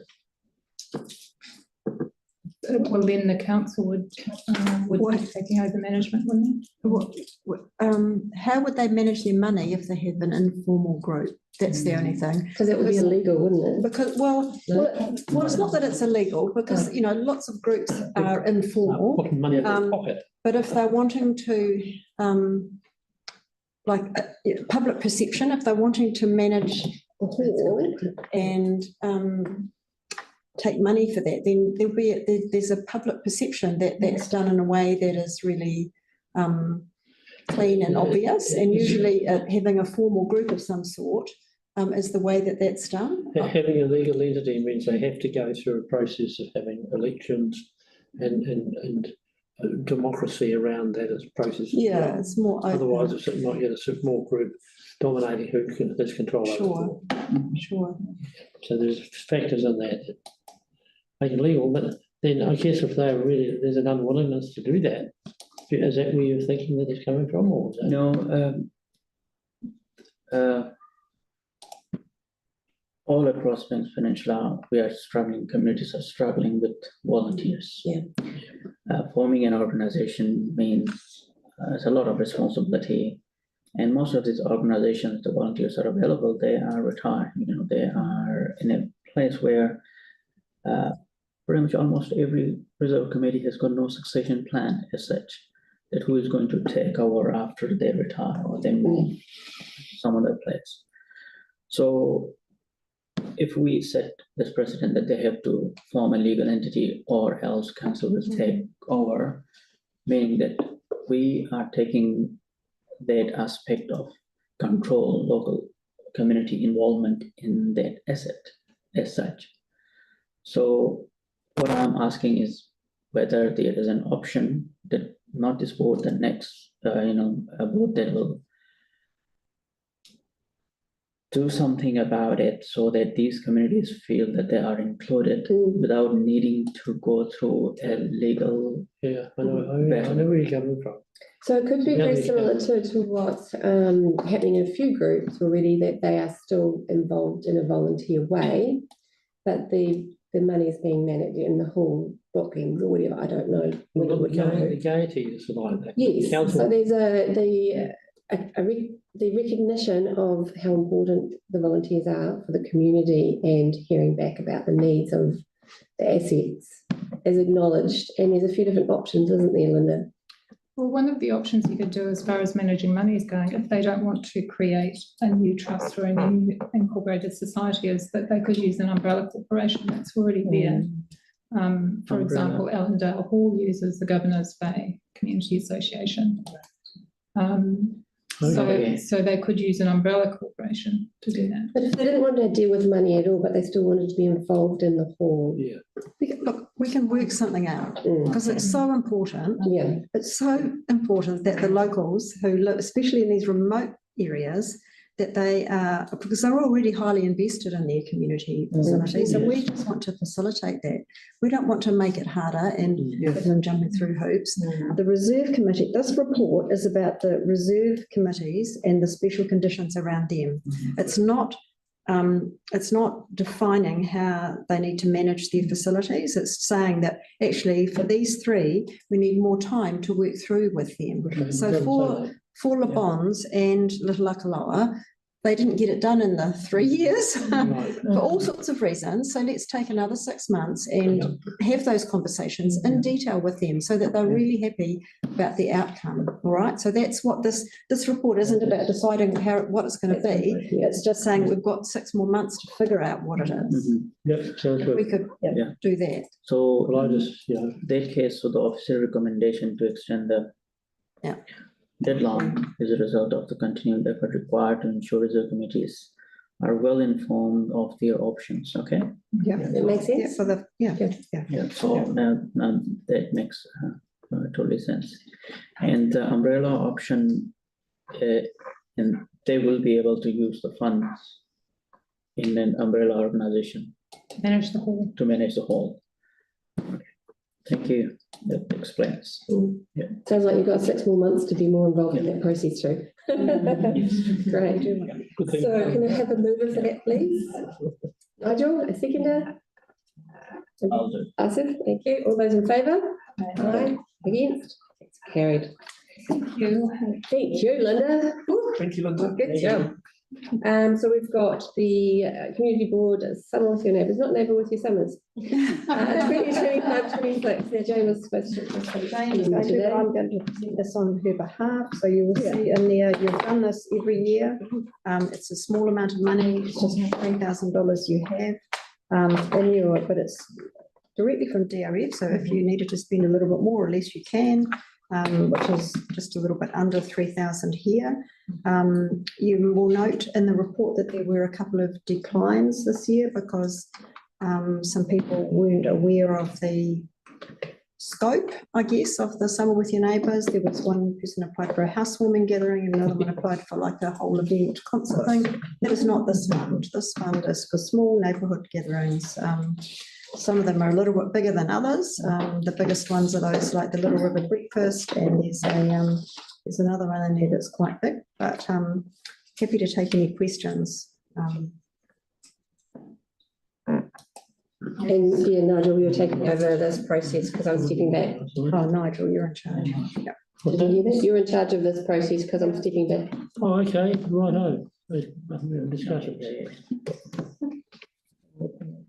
Okay. We go through them one by one? No, I would just No? ask if there's any questions. Is there any questions? No questions. My main question was just about why those couple had been declined, but that's, you kind of mentioned that it's to do with the like housewarmings aren't part of it. No. Don't qualify, and the scale of things. Yes. I don't remember whether the scale was now way out of kilter with everything else. Well, that's a good point. Is there anything here that should be increased or decreased? Well, everything's worked out on, there's a bit of a formula of like $2.50 per head. It's just a contribution to, to get people together. And that's a formula used right across the city. Okay. And yeah. So it's been applied, and then maybe adjusted depending on how much they asked for. If they didn't ask for that much, then obviously we haven't given them more than they've asked for. If they ask for lots more, then we've tried to give them as much as we, so it's relative across all of the events in terms of numbers of people. I just noticed here that you got a couple of high number ones. Well, particularly the big one is the community breakfast. Yeah. It's 350 people. Did you say how much a head did you reckon? Well, $2.50, but it's capped. It's capped. Oh, it's got a cap. It's capped. There's a capping. All right. Okay. Could I have a mover for this? Any other questions? Happy to move. Happy to move? Yeah. Happy to second? All those in favour? Aye. Carried. Thank you. Cool, thank you. So we've got the community board area report. Okay, I won't prolong this any longer than it needs to be. I would like to point out that there are 18 items in there from your local community development advisors. And that's not all the work they're doing, but there's plenty of work that they're sharing, bits and pieces that have happened over the over the last month or milestones that they've reached. Happy to take any questions. Good work going on there. So much. Guys need a holiday. Okay, so we need to move her in a second for that, please. I'm happy to move. Second, Luana, all those in favour? Great work, good job. So we'll go to elected members information exchange, and we will do good due diligence, go around the table, but just be aware of the time. And I'll be seeing it first. Gillian, would you like to start? I don't really think I have much to report other than a couple of museum things. Made it finally to one of the museum quizzes. Nice. We happen to win. And happy to happy to come second. Yes.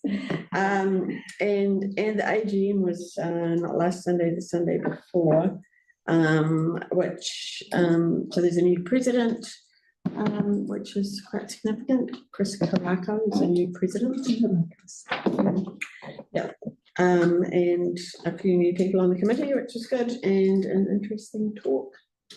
Oh, I know, it was Nathan Pokio about who now works for the Art Gallery in Auckland. But yeah, lots of information there. So yeah, that was good to go to. And that's all I can recall at the moment. The Whakaropo Hui, the network meeting was postponed, so at the last that morning.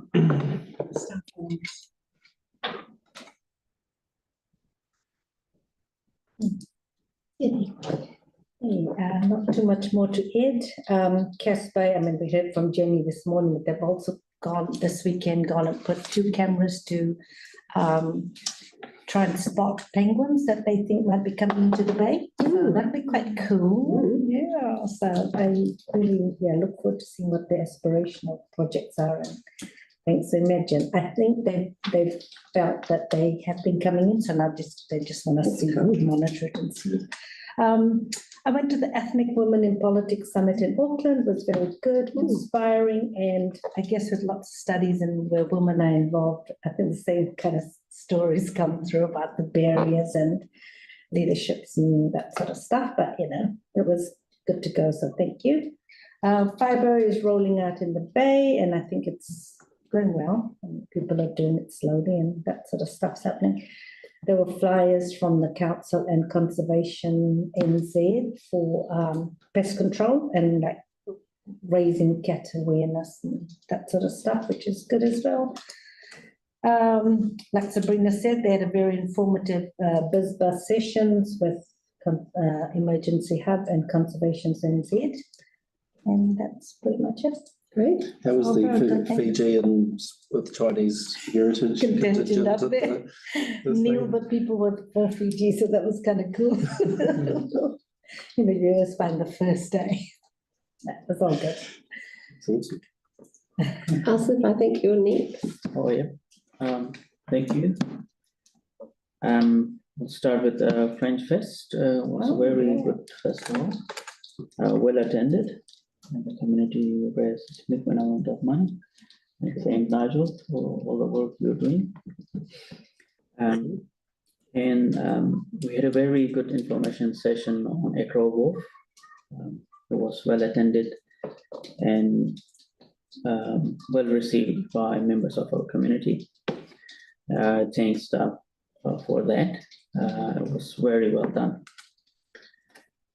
And Kukapa Hostel, we had a briefing and some questions and answers during question and answer session. Few comments were made, and I received a number of follow-up emails and phone calls about getting an item, that question noted in the minutes somehow. And there was around a question about the key timeline. The staff reported to Community Board August 2022, and the requested staff to do further work and engage with the community prior to reporting back to the board. So when I asked this question, the response of the staff was, no, they haven't done any engagement. So I would like that noted, because there is an interest in our community, and they don't, and at the moment, it doesn't reflect in any of our minutes. That is very critical. And I would like to thank all the volunteers who manage our various community organizations, including reserve committees. They put a lot of voluntary efforts, and I thank them for the work they are doing. They've done during this 3 years.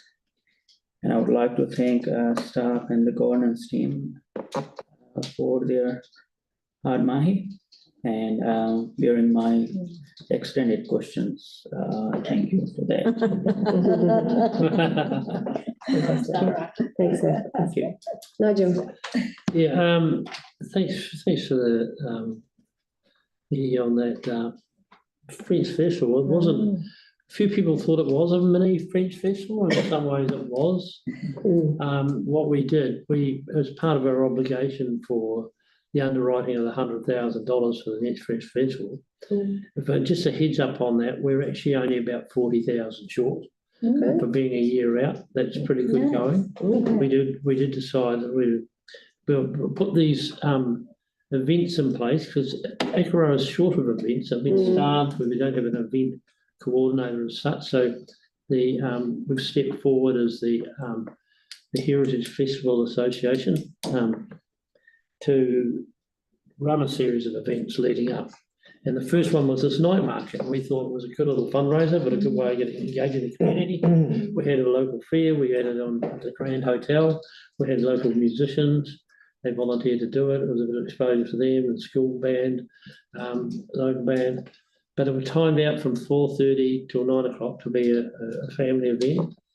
And we had local fair. We had beautiful salmon tacos and about 12 different foods that you could eat. So you go down and have your dinner, listen to some music, and it just exploded. We charged $5 a head for adults to go and raise $4,500 for the festival.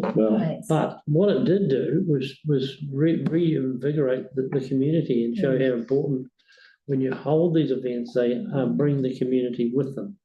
And it's did this because they had everyone there. The school was even involved. We had a slot machine, a fruit machine, a human fruit machine. And the school kids were in boxes, and they held up either a pear or an orange or an apple when you put your money through. Just stuff. It was a really lovely night. It was a calm night. We actually ran out of food within 2 hours, which is just so popular. We're doing another event, and we're doing 2 more events before Christmas. One is a book release by Suzanne Donaldson. It used to be The Chicks. Some might remember a group called The Chicks. I love you, Timothy. Anyway, she's going to be singing and releasing the book, and Mama song at a black tie dinner, $150 a ticket dinner. But it's a sort of a nice meal with music and a book release.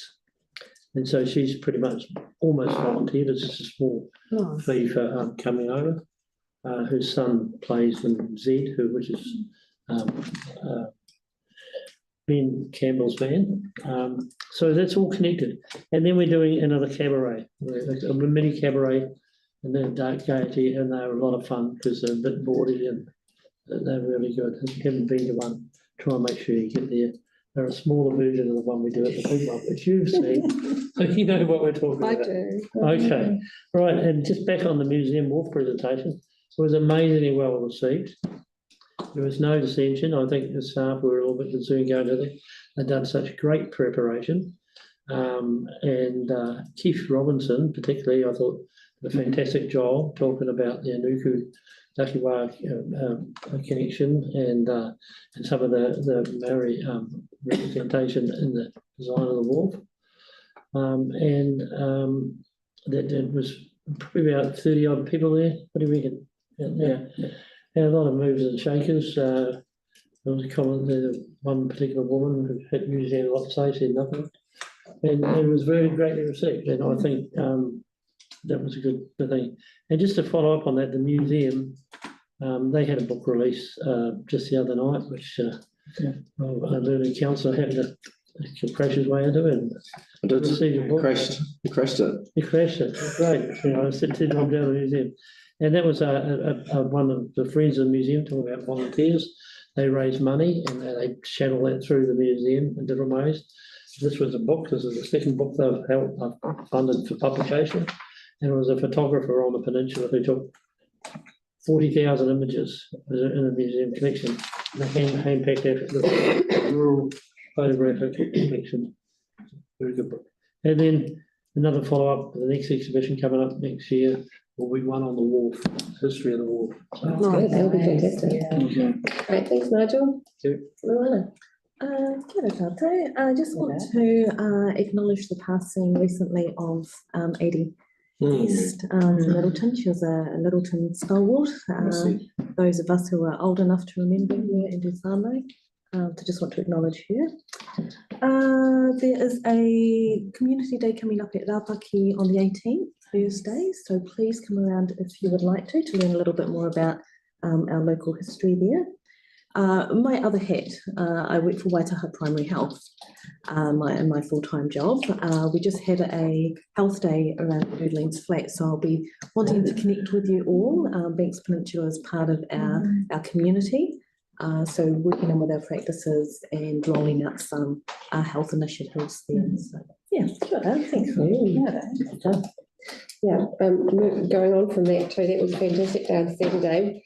That Pam and the team from the community hall there touched base with me and talked about some community health initiatives, and I said that I was on the Waitaha Primary Health Board, and Bill from the board was like, yes, let's see what we can align, where our synergies are, and let's figure this out. So that's really, really encouraging because we're in flat. There's a lot of people out there who have the lifestyle they have because they like that, but it also can be quite isolating. So it's really hard to figure out what health needs are out there. And so what happened is that there was already the photo competition that the people were organising out there, and we coincided that with the same day that we had a health clinic drop in, and there was quite a few staff out there and connections with pediatrics as well, and there was people from pharmacies around the area. So it was a really good day that people could drop in and just talk about what their needs are, just ask questions. So it's just familiarising yourself with. They brought their van out, so the Waitaha Primary Health logo, just knowing that that's a friendly place to come and get health needs assessed and things like that if need be. So hopefully that's a really cool lining up of the board allocations on Waitaha Primary Health and how that is working into our communities and working out really well as well. With Luana being in there too, understanding how that works. So that's really cool. Yeah. Our ET Reserve Committee meeting went to that, and they are looking at how they've finished so many amazing projects. And a lot of it now just seems to be management stuff, and so they've decided not necessarily to do the working with the funding group, and to just helping them there figure out how they can still be involved, how they want to do that. So the next meeting will be a deciding meeting and way forwards with that. So that's really cool. And Bruce, who has been helping with planting daffodils for many, many years and working in the gardens and just doing great stuff there, works really closely with Hannah, and it's really cool to see that kind of relationship is still there, even though it's not an official thing, it's still acknowledged and appreciated on both sides. So that's really fantastic. ADP, I haven't been able to get to the meeting recently because I've been sick, but they have got a strategic plan coming out shortly. It may have already come out, but anyway, they are going forward to leaps and bounds. They've got a good relationship with Christchurch NZ, and it's exciting to see what is coming about with them at the moment. And then flooding round table stuff. So there's been lots of groups who have been meeting to talk about flooding round table, talking about lake openings, talking about communication with the community, talking about mitigating. And so the data that we've got back and how that can feed into choices of where we want to know more details next, because it appears that the bridge, that would have been great if that was an immediate, like, yes, we can fix that and that's going to help heaps. That doesn't appear to be the case. We're just focusing on the village at the moment, and hopefully we'll replicate said as we go on. It's tricky thing is how to take the community on this journey as well. So I'm just trying to figure out how to do that. So yeah. Do you ever figure that out? No, I don't know. Or does one? Yeah, I don't know. That's me and Taro. Okay, yes. Yeah, I probably should have started. Just a couple of things. Like, use them up.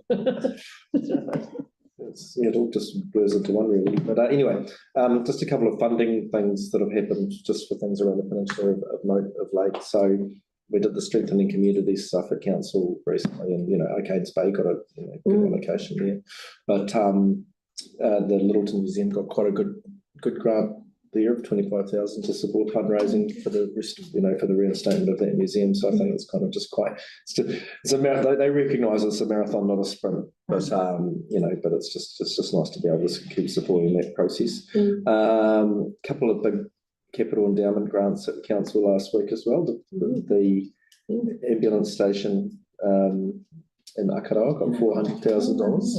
Oh, St. John's, isn't it? St. John's. Yeah.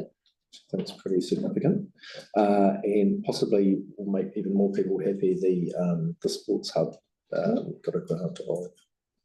That was. They got 50. 50. 50. Is that going to be enough to? Which I think is probably 70 plus 50. Yeah, so that's pretty exciting. So that's I think finally going to get that whole thing sort of sorted. So that was really like. And Rapaki got 100. Oh, Rapaki, yes, that's right. Sorry. Thank you, Pen. Yes. What was it, 150? Yes. For the new office and conference facilities meetings. Which I think is fair. And then another grant, I think, for upgrading the MRI or something or two. I think that's what Ken's referring to. Okay. Go BP. Yes. So I had also had the great privilege and joy of being a model in a government duty restoration trust fundraiser, where you were there, Kathy, weren't you? Yes. You were there. No, anyway, look.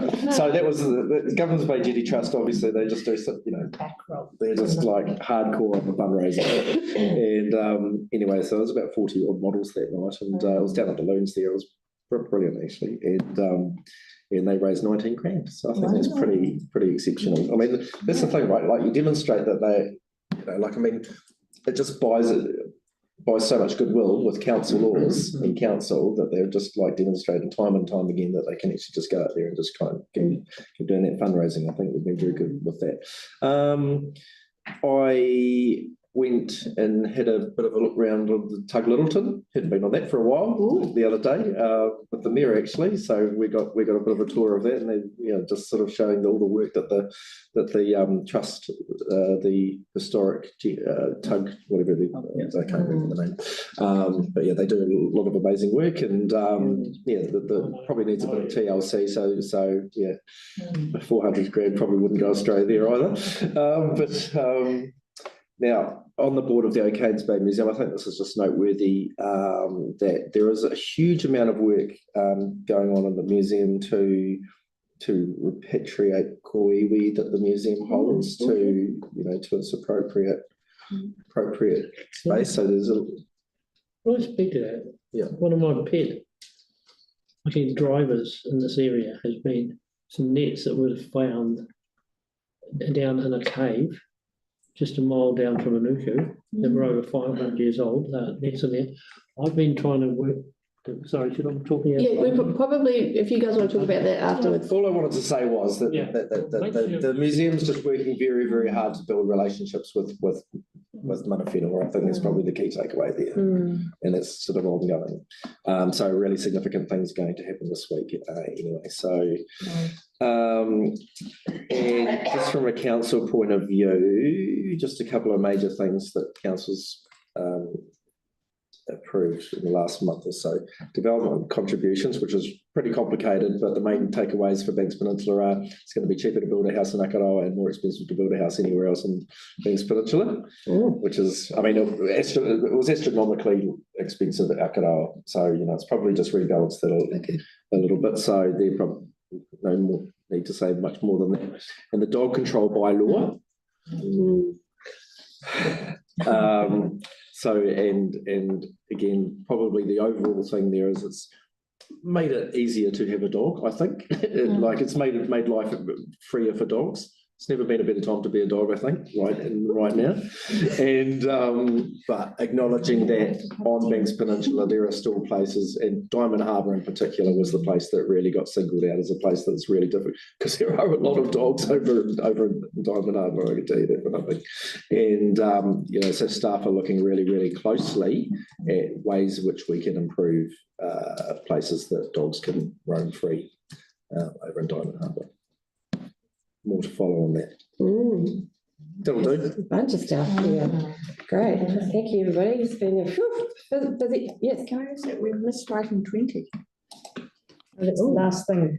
Yeah. No, No, I haven't moved on to, I'm on now to, oh yeah, because it goes 19, 21 and then it goes 20. I've just changed the numbers around. Yeah. We'll go with the order though. I like what you're thinking. Thank you. It just shows that we've been really busy at the end of the term here, you know, finish up well. And speaking of finishing up well, I'd like to invite Luana to address us for your fun time in whatever way, form or shape you would like to do so. Thank you. I was hoping you'd forgotten it. No. No. Okay, please don't steer.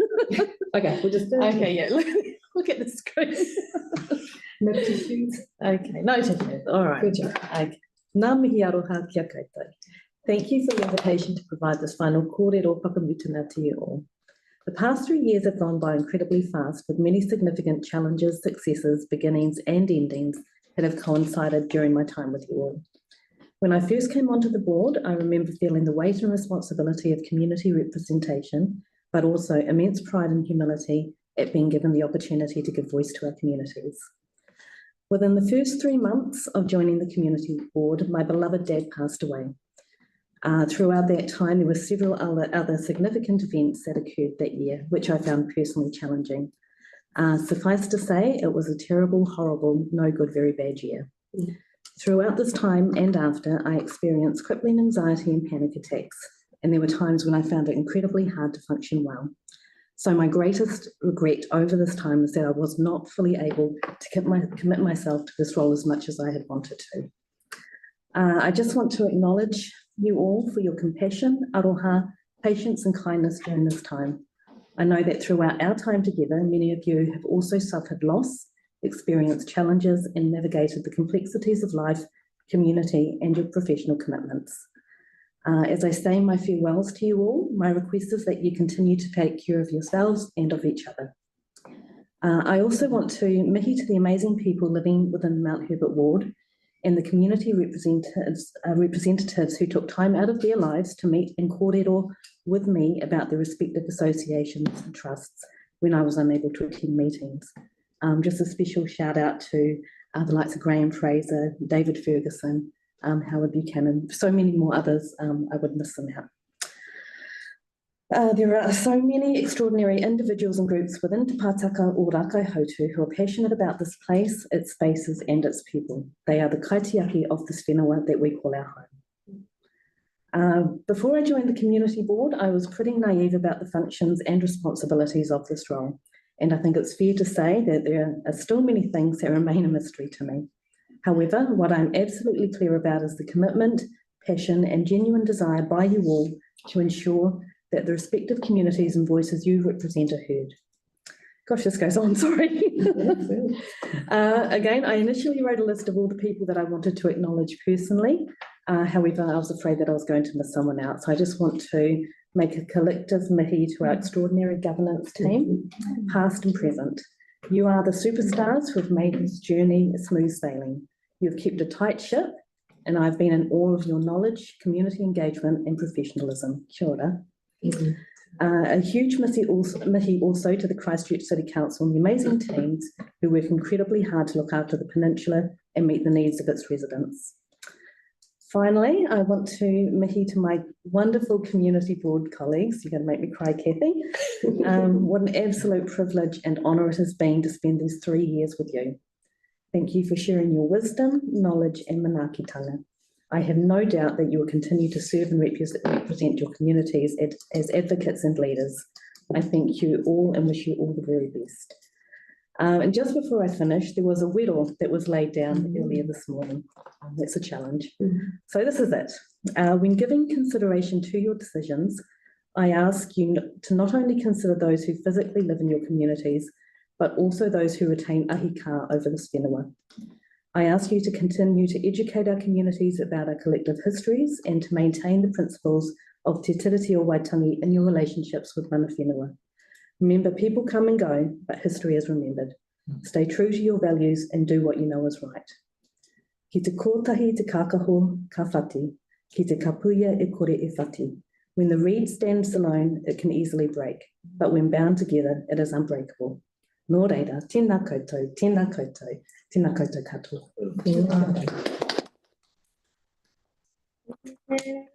Aloha. Te whakamono, me te rangi mai e, tātou tātou e.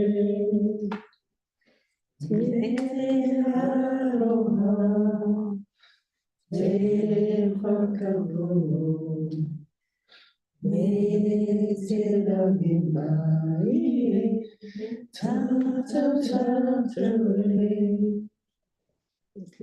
Thank you. And I'd just like to say a little word on behalf of everybody. I'm sure we can have our words afterwards as well.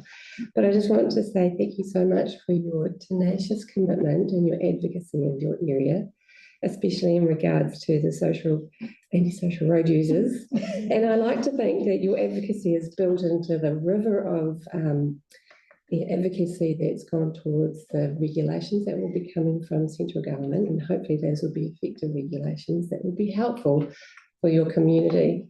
That would be really nice.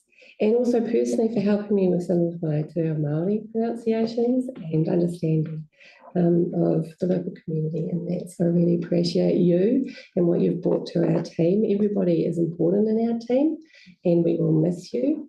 Ngā mihi nui and kia kaha for what's next. Yeah. The next time you see me, I'll be sitting down there. Yeah. Yes, we do. I'm looking forward to that. Fantastic. Right. Now let's finish off with a karakia because it's I don't know, my blood sugar is getting a bit low. I don't know about anybody else. Una here, una here. Una here, ki te tamu. Kia wātia, kia mama, te mama. Te tinana, te wairua, te ara takata. Ko ia rāio, akiria, akirikirunga, he tina, ue tāki. Thank you, everybody. Well done, Luana.